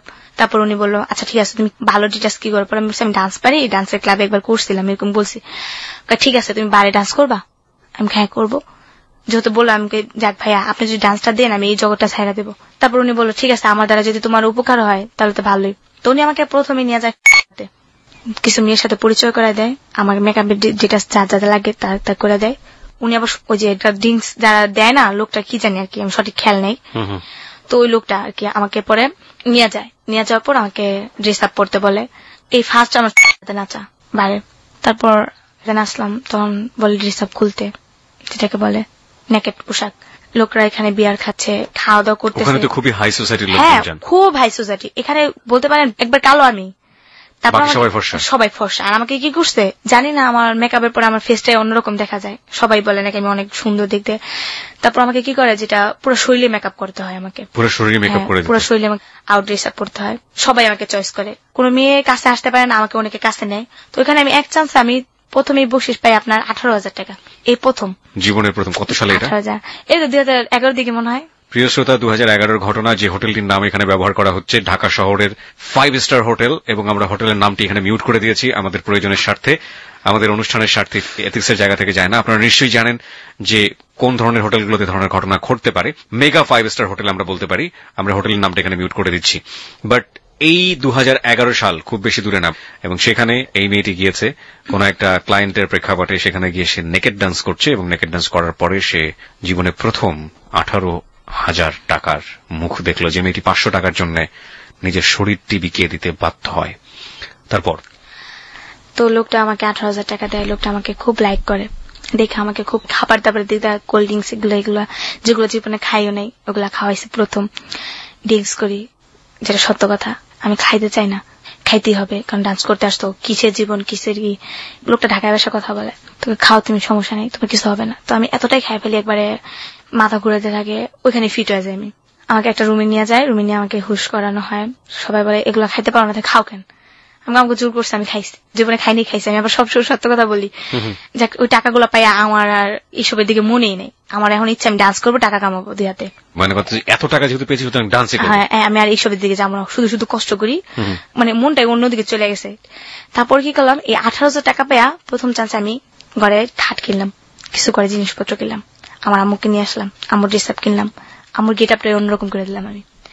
আম্মুর গেট আপ অন্যরকম করলেন মানে আম্মুর কি পরে থাকতো আর আপনি কি পড়ালেন? আমার আম্মু কিন্তু আবার একটা কথা বলা হয়নি, আমার আম্মু কিন্তু হাতে সেলাই সবকিছু, মানে আমার ছেলের কামিজ কিন্তু হাতে সেলাই দিত। আচ্ছা, দেখা গেছে ওই যে দর্জি দোকানে কাপড় ইয়ে করতেন আগে, কিন্তু আমরা যখন বিক্রি করে খাইতাম তখন কিন্তু আমার আম্মু দর্জি দোকানে আপনার কাপড় টুকরা কাপড় ফালাই দিত না, এগুলা দিয়ে আমার আম্মু সিলাই সিলাই আমাকে জামা বানাই দিত, বড় বড় টুকরা কাপড় দিয়ে। আপনার আম্মু এগুলোই পরে থাকতো? হ্যাঁ, এগুলাই পরে থাকতো। তারপর আমি আমার আম্মুর গেট আপটা অন্যরকম করে দিলাম, আমার আম্মুকে ড্রেস আপ সবকিছু প্রায় 10,000 টাকার ভিতরে সবকিছু ম্যানেজ করলাম।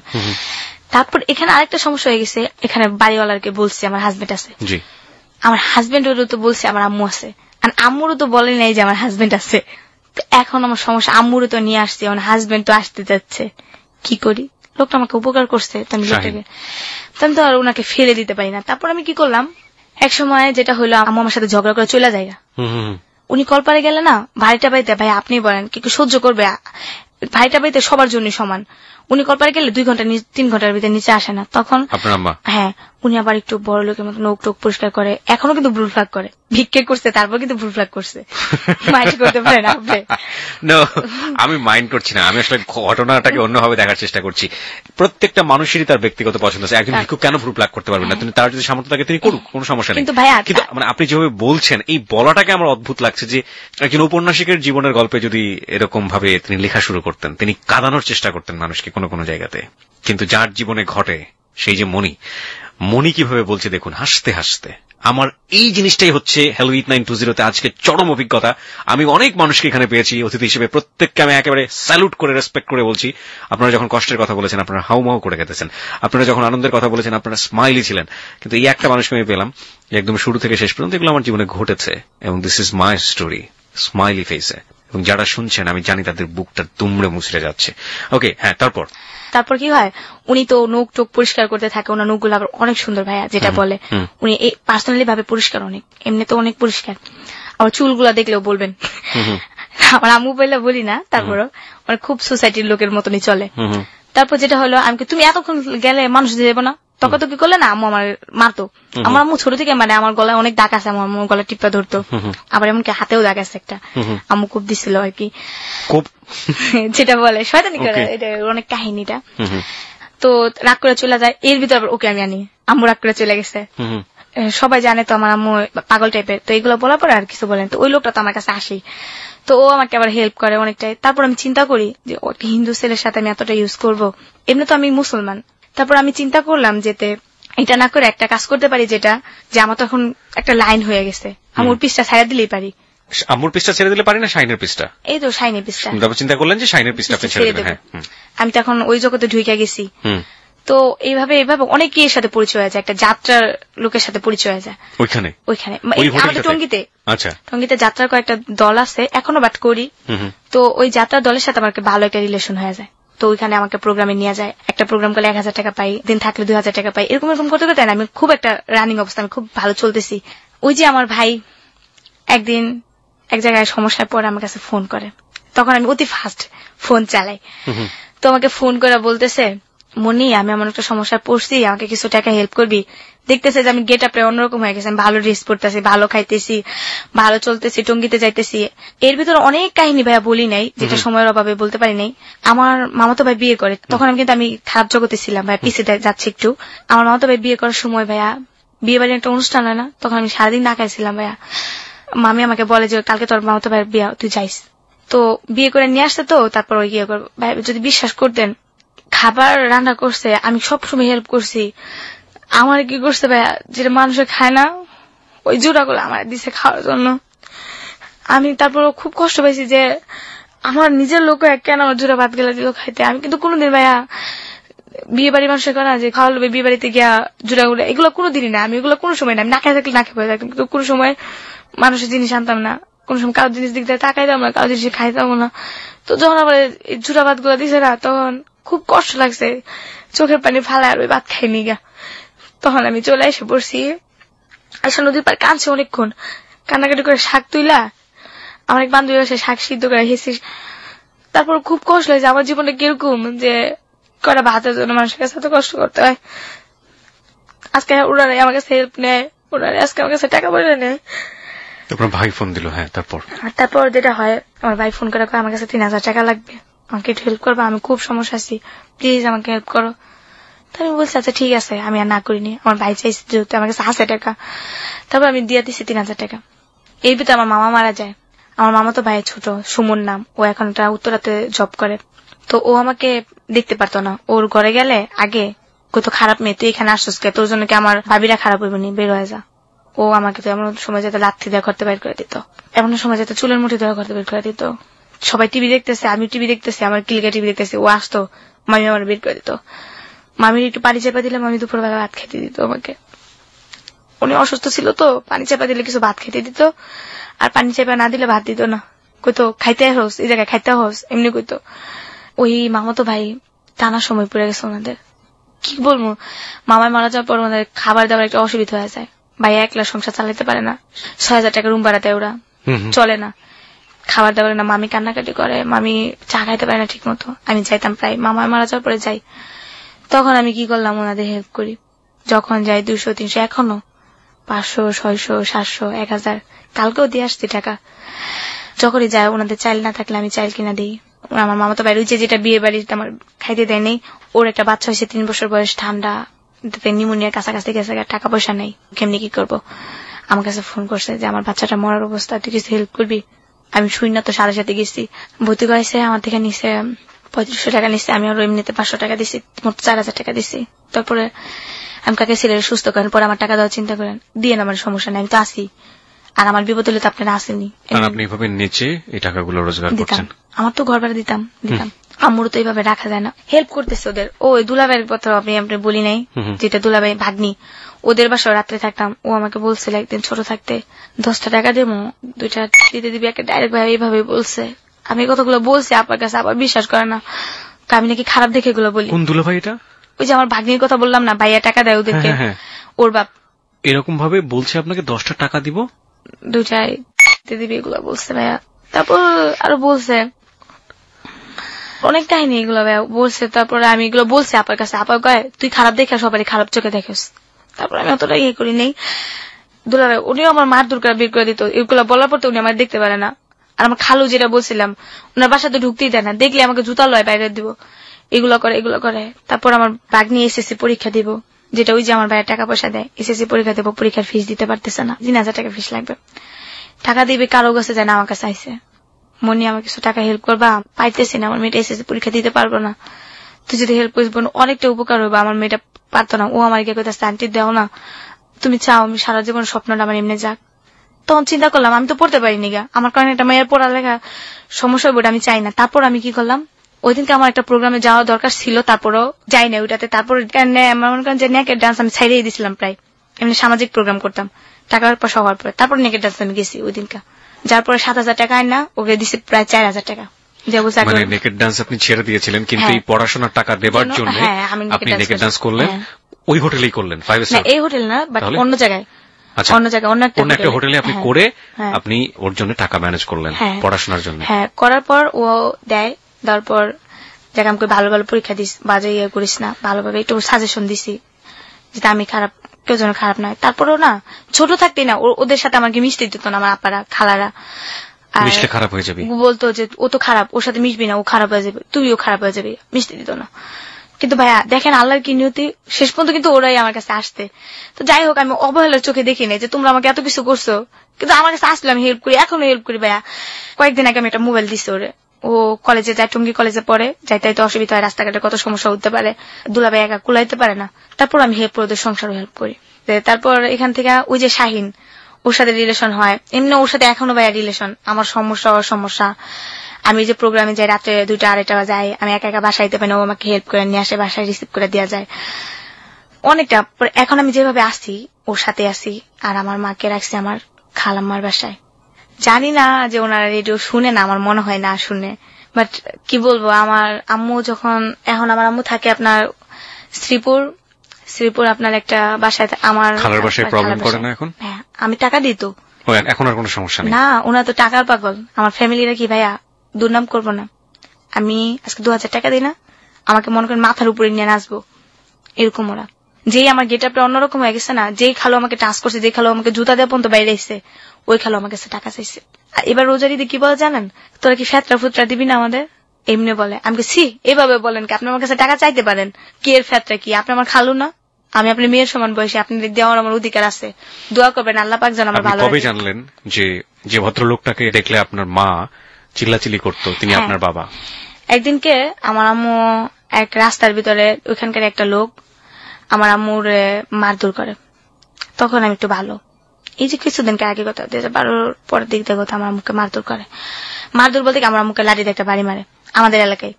তো তখন আমি একটা অন্যরকম ভাবে চলতাম, কারোর ভয় পেতাম না। আমার কথা আমি বুক, আগে কি করছি না করছি ওটা আলাদা সাবজেক্ট, ভিক্ষা করছি, এগুলো করছি, ছোট থাকতে করছি, এখন বড় হয়েছি, নিজের মতো নিজে চলি। তারপর আমার আম্মুকে একটা লোক গায়ে টাচ করছে, আমি গেছি, আমার আম্মুর মারছে কে, লোকটা আসছে, কি হয়েছে, আপনার আমার আম্মা কি করছে, তোমার আম্মা এখন দোকানে বসে রয়েছে, আমার মেয়ের মারছে দেখে আমি মারছি, আপনার মেয়েকে কি করছে, আমার আম্মু বলতেছে আমার লাঠিতে পাড়া দিছে, আমি বলছি দেখে মেয়েটা আমার জুতা দিয়ে বেরিয়ে দেবো, একটু একটা নাবালিকা বাচ্চা আমার বলে জুতা দিয়ে বেরিয়ে, আমার আম্মু বলতেছে। পরে আমি কি করছি, আমি কই আপনি যে আমার আম্মুর গায়ে হাত তুলেন, যদি আমি আপনার গায়ে হাত তুলি আপনার মান সম্মানটা কোন জায়গায় চাইবো। লোকটাও একটু ভালো প্রভাবশালী, মানে তুমি আমার গায়ে হাত তুলবে, মানে আমি এখন আমি আপনার জুতা দিয়ে বেরোবো, আপনি কিছু করবেন, করেন, মানে আপনি আমার মায়ের গায়ে হাত তুলেন কে লিগা। পরে কইতাছে তোমার আম্মুর অন্যায় আসছিল, আমি আমার আম্মুর কি অন্যায় আসছিল, আপনার মেয়ে কি বলছে আগে সেটা বলেন। আপনার মেয়েরও উচিত ছিল যে একটা বৃদ্ধ লোক, জানে এই এলাকা সবাই জানে যে আমার আম্মু পাগল, এই এলাকাটা আমগো এলাকা তো। তখন লোকটা বলে কি করবা তুমি, কি করবা, তোমার ইচ্ছা করলে এলাকা সারা করতে পারি, আমি করেন আপনি এলাকা সারা, আগের যুগ পান নেই। তারপর যখন এগুলো বলি, তো বলার পর আমাকে বলে ঠিক আছে তাহলে তুমি কি করবা করে দেখাও। আমি কি কিছু, ওখানকার আমাকে একজন কমিশনার ছিল, আমার আম্মুকে আমাকে গায়ে টাচ করবো, আমাকে বাড়ি জুতা নিয়ে বাড়ি দেবো। তখন আমার খুব জি দুইটা যায়, আমার জুতা দিয়ে বাড়ি লোকটা কত বড় সাহস। তারপর ওনাকে আমার আম্মুর কাছ থেকে ক্ষমা চাওয়া হয়, ক্ষমা চাওয়ার পরে মাপ চাই যাক ওইখানে গেছে। তারপরে আমি আমার আম্মুকে বলি এখন আর তুমি জোয়ান না যে তোমার কথা মতো চলবো, এখন তুমি বুড়া হয়ে গেছো, এখন আমরা বড় হয়েছি, এখন আমাদের কথা মতো চলতে হবে, তোমার কথা মতো আমরা চলবো না। চলবো না কেন, তুমি আমার মা সাজেশন দিতেই পারো স্বাভাবিক, এখন আমরা যেভাবে বলবো ওইভাবে চলবা, চলো আমার সাথে। পরে আমার খালার সাথে নিয়ে এলাম, তো তখন আমার জন্ম নিবন্ধন একটা লাগবে, একটা জব পাইছি, কিন্তু এর ভিতরে আমি জানি না আমার বাপের নাম কি। তারপর আমি আমার আম্মুকে জিজ্ঞেস করলাম আম্মু আমার আব্বুকে, আম্মু আমাকে বলে না। আবার জিজ্ঞেস করি আম্মু আব্বুকে, তোমার আব্বু মারা গেছে, নাম বলো, নাম বলে না। তারপর আমার খালার কাছ থেকে শুনতে পারি আমার আব্বু এমন এমন, আমাকে যে লোকটার আম্মু এতদিন এত কিছু করছে এই লোকটাই সেই। পরে হ্যাঁ, পরে আম্মু আমাকে বলেছে এই লোকটারে দেখলে আমার সহ্য হয় না, তার জন্য আমি এরকম করে অপমান করি, অপগুস্ত করি, আমার যে এতটুকু করছে আল্লাহ। আপনার আব্বু আম্মুর এরকম কোন ছবি আছে আপনাদের কাছে, দেখেছেন কখনো? না, জন্মের পর থেকে তো আমি বাবার আদরই পাইনি। এখন এটা জানার পরে এই লোকটার কাছে আপনি গিয়েছিলেন? না, যাওয়ার কোনো পরিস্থিতি নেই, কিভাবে যাব। এই লোকটা যদি কখনো ফিরে এসে আপনাকে বলে যে আমি আমার জীবনে বড় ভুল করেছি, আমি তোমাকে মেয়ের মতো মেনে নিতে চাই, তখন আপনি কি করবেন? কখনই না, কারণ না আমি এতটা বছর কষ্ট করছি, আমি জন্মের পর থেকে আমার আম্মু কষ্ট করছে, তখনই যদি তুমি মাইনা নিয়েও নেগা, আর এখন যে আমি আসছি এতটুকু জায়গায়, তখন কিন্তু কিসের জন্য নিবা। বাবার শব্দটা আপনার কাছে কেমন? একেবারে বিস্তে, আমি বাপ বলেন, খালু বলেন, কাকা বলেন, ভাই বলেন, এগুলো আমি শুনতে পাই না। যদি বলেন বন্ধু, মানি বন্ধু হিসাবে এটা হয়, ভাই বলেন মারপেটে ভাই, কাকা মামা, এগুলো শুনতে পাই না আমি, এগুলো একেবারে শুনতে পাই না ভাই। জানি না আপনাকে, আমি ছেলেদের ভিতরে এই কাকা মামা বাবা এগুলো আমি শুনতে পাই না, এগুলো আমার খুব কষ্ট লাগে। এগুলো শুনলেই না, কেউ যদি আমার বলে না আমার ভাই ডাকো, আমাকে মামা ডাকো, কাকা ডাকো, এগুলো আমি শুনতে পাই না। মানুষের আমি প্রোগ্রামে গেলে অনেক সময় কাকা ডাকতে হয়, মামা ডাকতে হয়, যাতে খারাপ চোখের দিকে না তাকায়। আমি দেখছি যাদেরকে কাকা ডাকি না, ওরাই না বেশি দিকে চোখ দেয়, যে কোনো লোকই আমি দেখছি। বন্ধু মনে করে, ফ্রেন্ড মনে করে অতটা চোখ দেয় না, ভাই কাকা মামা যাই বলি ওরা দেহের দিকে চোখ দেয়, যেটাকে বলে। প্রিয় শ্রোতা, আমি বলছিলাম না যে আসলে ওর বলার ভিতরে না একদম খুব সাদা মাটা, একদম হেসে হেসে জীবনের সবচেয়ে কঠিন মুহূর্তগুলো বলে গেল। কিন্তু এই যে এই পার্টটা জিজ্ঞেস করলাম না, বাবা শব্দটা আপনার কাছে কেমন, এটুকুতে আমি ওকে জাজ করেছি। ও যেভাবে ঘৃণা ভরে দাঁত কিরমির করে শব্দগুলো উচ্চারণ করছিল, এই এতটুকু হচ্ছে মনি। এখন আপনি কি করেন, কিভাবে আপনার দিন চলে? এখন দিন চলে, বাট ডান্সই করি। মানে আপনাকে মাঝে মাঝে এই ধরনের কাজে আপনাকে বাধ্য হয়ে যেতে হয়? না, এখন করি না ভাইয়া, এখন একবারে এটা শপথ নিছি যে আমি এটা করব না।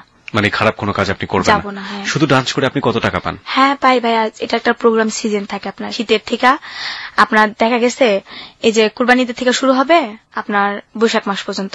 এই ডান্সটা বিভিন্ন হোটেলে, তারপরে বাইরে যাত্রাপালাতে, হ্যাঁ হ্যাঁ, তারপর বিয়ে বাড়ি অনুষ্ঠান, পূজার কন্ট্যাক্ট, সার্কাসে কি ধরনের গানের সাথে ডান্স করেন? আমি বাট হিন্দি গানে না ডান্স করি, বিট যেগুলো। আপনাকে কেউ শিখিয়ে দিয়েছে নাকি আপনি নিজে? না ভাই, আমি যেটাকে বলেন প্রথম থেকে আমি বলছি যে আমি প্রথম শুতেই আমি ফার্স্ট ক্লাস পাইছি। তো আমাকে এই জগতে নামার পরে না কেউ কিছু শিখায় নাই। মেকআপটা জাস্ট প্রথম যেটা আমাকে একটা মেয়ে দেখাই দিল, তারপর মেয়ে বলছে তোমাকে দেখা দিতে দিতে আমার সময় চলে যায়, তুমি একা একা করো, শিখো। তারপর আপনি নিজে নিজে তারপর আমি নিজে থেকে। তার মানে আপনার এই জীবনে এখন শাহিন ছেলেটা আছে, শাহিন ছেলেটাকে আপনি কি লাভ করেন না বন্ধু? অ্যাকচুয়ালি ভাইয়া কি বলবো আপনাকে, লাভ বলা যায় না, এমনকি ইয়েও বলা যায় না, মানে এক ধরনের বন্ধুত্ব আবার প্রেমের সম্পর্ক। আমি আসলে কি এই লোকটার আমি অনেক বড় জায়গায় নিয়ে গেছি, যেটা উনার জন্য আমার এত কিছু, উনি যদি আমাকে হেল্প না করতেন বাট এত কিছু করতে পারতাম না। উনি আমাকে যথেষ্ট হেল্প করছে। আমি বলবো উনি যদি আমাকে ওনার পায়ের তলে যদি আমাকে একটু ঠাই দেয় না ভাইয়া, আমি মনে করি এর চেয়ে সুখী আমি কিছু নাই। কিন্তু উনি তো আমাকে রাখতে পারবেন না, যেহেতু আমাদের ধর্মের সাথে মিল হয় না। উনি যদি আমাকে, না উনি আনম্যারিড, হ্যাঁ, আমি ওনাকে বলছিলাম মুসলমান হওয়ার জন্য, কিন্তু উনি বলছেন না আমার পক্ষে সম্ভব না, আমার মা একজন স্ট্রোকের রোগী, আমার টাকাতে সংসার চলে না, বাট আমাকে সবাই লাইক করে, আমাকে সবাই ভয় পায়, তো আমি যদি কাজটা করে ফেলি কিভাবে হয়। ওর সাথে আমার রিলেশন প্রায় 4 বছর গড়ে গেছে, ওর যাবতীয় হেল্প আপনাকে করে যাচ্ছে। এখন যে বাসাটাতে আপনি থাকেন, আপনার মা জানে ব্যাপারটা এখন, শাহিন এবং আপনার ব্যাপারটা? না, শাহিনের ব্যাপারটা জানে এখনো জানে না। আর আম্মু জানে যে আমার বিয়ে হয়েছে। বিয়ে হয়েছে? কার সাথে? কার সাথে হয়েছে বাট কথা বলতে চাই, আমি কথা বলাই না, বলি যে এইখানে আছে ওইখানে আছে। কিন্তু আপনার কাজকর্মগুলো তো সে জানে? হ্যাঁ। কত বছর যাবত জানে সে বিয়ে হয়েছে? জানে তো 2 বছর ধরে জানে যে আমার বিয়ে হয়েছে। আমি জানাইছি কারণ আমার আম্মুকে তো না জানায় একটা একা একা থাকি একটা মানে, এবং সেজন্য মা জানে যে আলটিমেটলি আপনি বিয়ে করেছেন, তার সাথে আছেন। মার সাথে পরিচয় করে দিতে চান না কেন? এখানে মাকে হাইড করেন কিভাবে? কেন করি, যেহেতু দেখা গেছে যে আমার আম্মুর সাথে যদি পরিচয় করাই দিতে চাই আমি, বাট আম্মু বলবে যে বাসায় নিয়ে আস, এই যেমন গেট গেছে। না না, আপনি তো বিয়ে করেননি, প্রথম কথা হচ্ছে এটা। কিন্তু মাকে আপনি কিভাবে ম্যানেজ করেন এই 2 বছর যাবত? এটা তো লম্বা সময়। হ্যাঁ, আম্মু জিজ্ঞেস করে তো যে তোমার হাজবেন্ডের সাথে দাও একটু কথা বলি। আম্মু উনি না আমার ফ্যামিলির দিকটা দেখতে চায় না, কেমন জানি করে, আমি একদিনকে নিয়ে যাবো, তোমার দেখাবো। তারা আম্মুকে জানে যে আপনি ডান্স করে টাকা পয়সা গুলো রোজগার করেন? হ্যাঁ জানে, আমি ডান্স করি। আপনার আম্মুকে জানে আপনার জীবনের পাস্ট অতীতগুলো, আপনার এই ভয়াবহ অতীতগুলো? কিচ্ছু জানে না। আজকেই প্রথম আপনি সবার সামনে জিনিসগুলো ওপেন করলেন। আপনার ফ্যামিলি সবাই আপনাকে ঘেন্না করতো, জানতো, কিন্তু এই প্রথম ডিটেল আজকে সবকিছু আপনি ওপেন করলেন সবার কাছে। আর শাহিনের সাথে কখনো আপনার মার কথা হয়েছে? এর ভিতরে একটা মিস্টেক করে ফেলছে, একটা কথা বলি নাই। বলেন। যে একটা লোক আমাকে, একটা বান্ধবী, মেয়েটা মারা গেছে, নাম হচ্ছে নীলুফা, ওর সাথে আবার শাহিনের সাথে রিলেশন ছিল। ও আমাকে বলে একটা ছেলে আছে 500 টাকা দিবে, যাবা? আমি তখন বস্তিতেই থাকি, তুমি বসে যাবো, না করিনি, যত টাকার দরকার ছিল। যাওয়ার পর ও একজনের কথা বইলা আমার সাথে প্রায় 9-10 জন আমার সাথে ইউজ করার পর তখন এতটা মানে জোর জবস্ত করে, পিস্তল ঠেকায় আমার মাথায়, না করতে পারলে তোকে মেরে ফেলবে জায়গায়। ওরা এক ধরনের সন্ত্রাস বলা যায়। তখন আমি চিন্তা করছি যদি আমাকে মেরে ফেলে তখন আমি কি করবো। আমি বলছি আচ্ছা ঠিক আছে, তো কান্নাকাটি করছিলাম আর মেয়েটাকে বকছিলাম যে তুই কি করলি আমাকে, তুই আমাকে বলতি যে আমি এগুলো করবো, তোকে তো আমি বিশ্বাস করে আসছিলাম, এমন তো না বিশ্বাস করে আসছি, তুই তো জানিস আমি এগুলো করি, কিন্তু বাট এতটা না। তো আমার উপরে ভাই আমার কাল বৈশাখী একটা ঝড় গেছে। তারপর শাইনের ব্যাপারটা জানি না, ওর কাছে আমি গোপন করছি। ওর কাছে কালার করার জন্য অনেকে অনেক কথা বলছে ওর কাছে আমার ব্যাপারে, যে এই মেয়েটা খারাপ, এই মেয়েটা 12 জায়গায় কাজ করে, তুমি ওর সাথে রিলেশন রাখো না। এমনকি ওই মেয়েটাও বলছে নীলুফা। তারপর ও জানার পর আমাকে বলছে যে তুমি আমার কাছে এগুলো লুকাইছো কেন, আমাকে বললেই পারতা, আমি কিন্তু তোমাকে কিছু বলতাম না। আমি বলছি যে না আপনার কাছে বলে নাই, এই জন্য তো যাই না ফেল স্যার, লুকায় কি লাভ।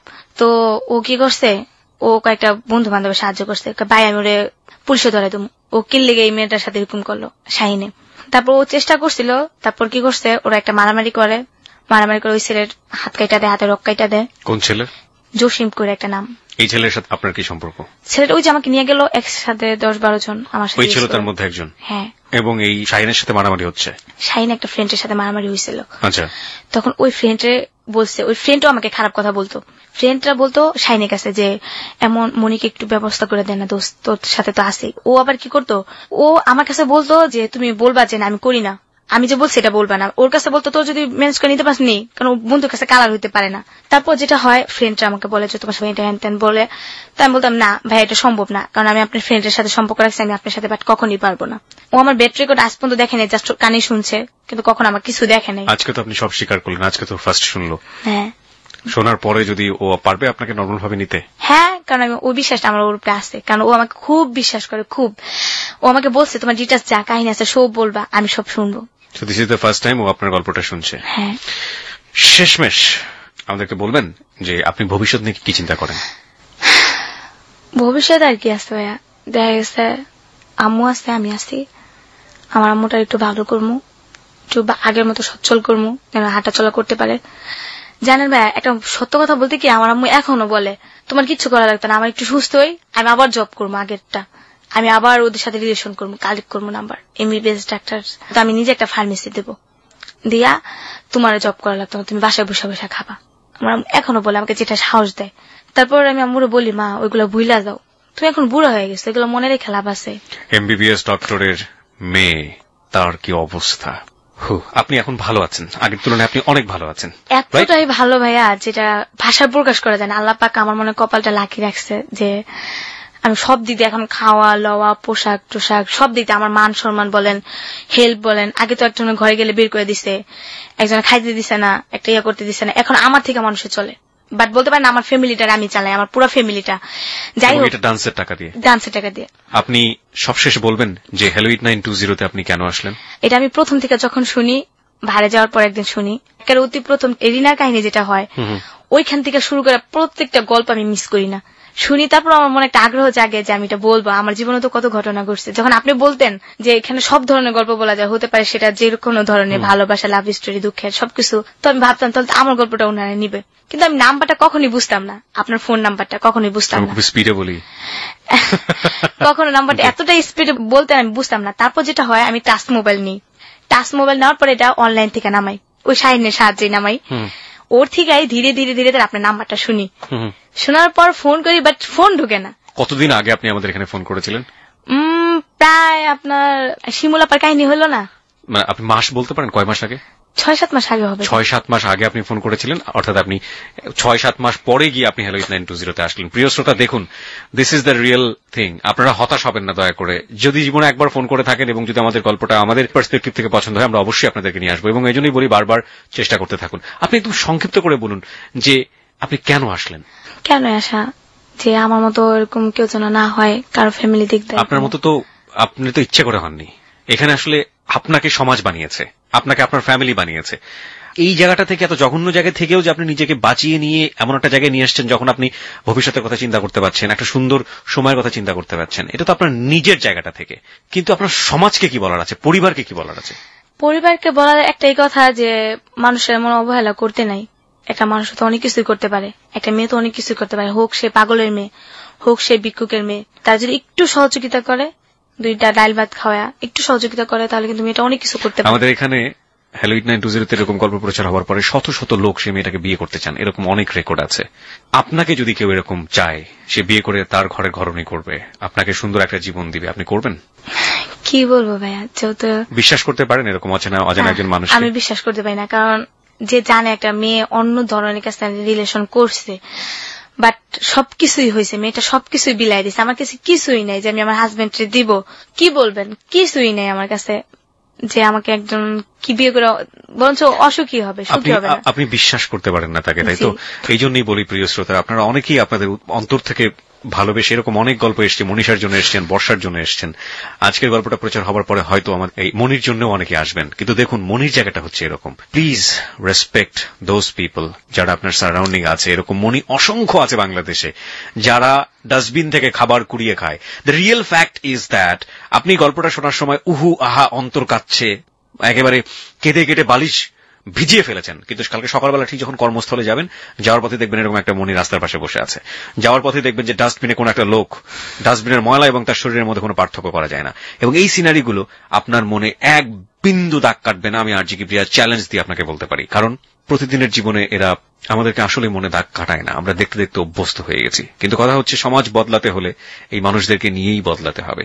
আমাদেরকে যদি সত্যি সত্যি বদলাতে হয় তাহলে এই মনিদেরকে নিয়েই বদলাতে হবে, এবং এই মনিদের মধ্যে প্রচুর সম্ভাবনা লুকিয়ে আছে। এদেরকে পেছনে ফেলে, এদেরকে হেট করে, এদেরকে দূর দূর করে তাড়িয়ে দিয়ে আমরা কোনোভাবেই সামনের দিকে এগোতে পারবো না। মনি, আপনাকে অনেক ধন্যবাদ। আপনি 17 বছর বয়সে এই জায়গাটায় এসেছেন। এত ছোট বয়সে আমরা কখনোই কাউকে নিয়ে জায়গাটায়, কিন্তু আপনার জীবনের গল্প থেকে অনেক কিছু শেখার ছিল, যে কারণে আমরা আজকে নিয়ে এসেছি। যে ভদ্রলোকটির কারণে আজকে আপনার এই অবস্থা, আপনার যে ভাইটির কারণে আজকে এই অবস্থা, এবং যে ফ্যামিলির কারণে আপনার আজকে এই অবস্থা, সেই ফ্যামিলিকে আমাদের ধিক্কার জানানো ছাড়া কিছুই করবার নেই। আমরা শুধু বলতে চাই, এরকম মনির শৈশব কিংবা এরকম মনির যে জঘন্য জীবন বা অবস্থা, সেটা যেন কোনো ফ্যামিলির কারণে না হয়, সেটা যেন কোনো ভাইয়ের কারণে না হয়, সেটা যেন কোনো বাবার কারণে না হয়। এটি হচ্ছে আমাদের হ্যালো ইট 920 থেকে আজকে সবার জন্য বলা। আমরা আপনাদেরকে রিকোয়েস্ট করতে চাই, অনুরোধ করতে চাই, আমরা জানি এরকম মনির সাথে আপনারা অনেক শারীরিক সম্পর্ক করেন, অনেকেই যারা আজকে হ্যালো ইট 920 শুনছেন। এরকম মনির সাথে আপনারা অনেকেই তাদেরকে আশ্বাস দেন, কথাবার্তা বলেন, অনেক সুন্দর সুন্দর স্বপ্ন দেখান। তাদের প্রতি আমরা রেসপেক্ট রেখে বলতে চাই, প্লিজ তাদেরকে মানুষ হিসেবে নেন, মানুষ হিসেবে তাকান। এদেরকে আপনারাই পারেন সুন্দর একটা সমাজ দেখাতে, এদেরকে এখান থেকে বের করে নিয়ে আসতে। প্রিয় শ্রোতা, আমরা হ্যালো ইট 920 এই পর্বটি শেষ করছি।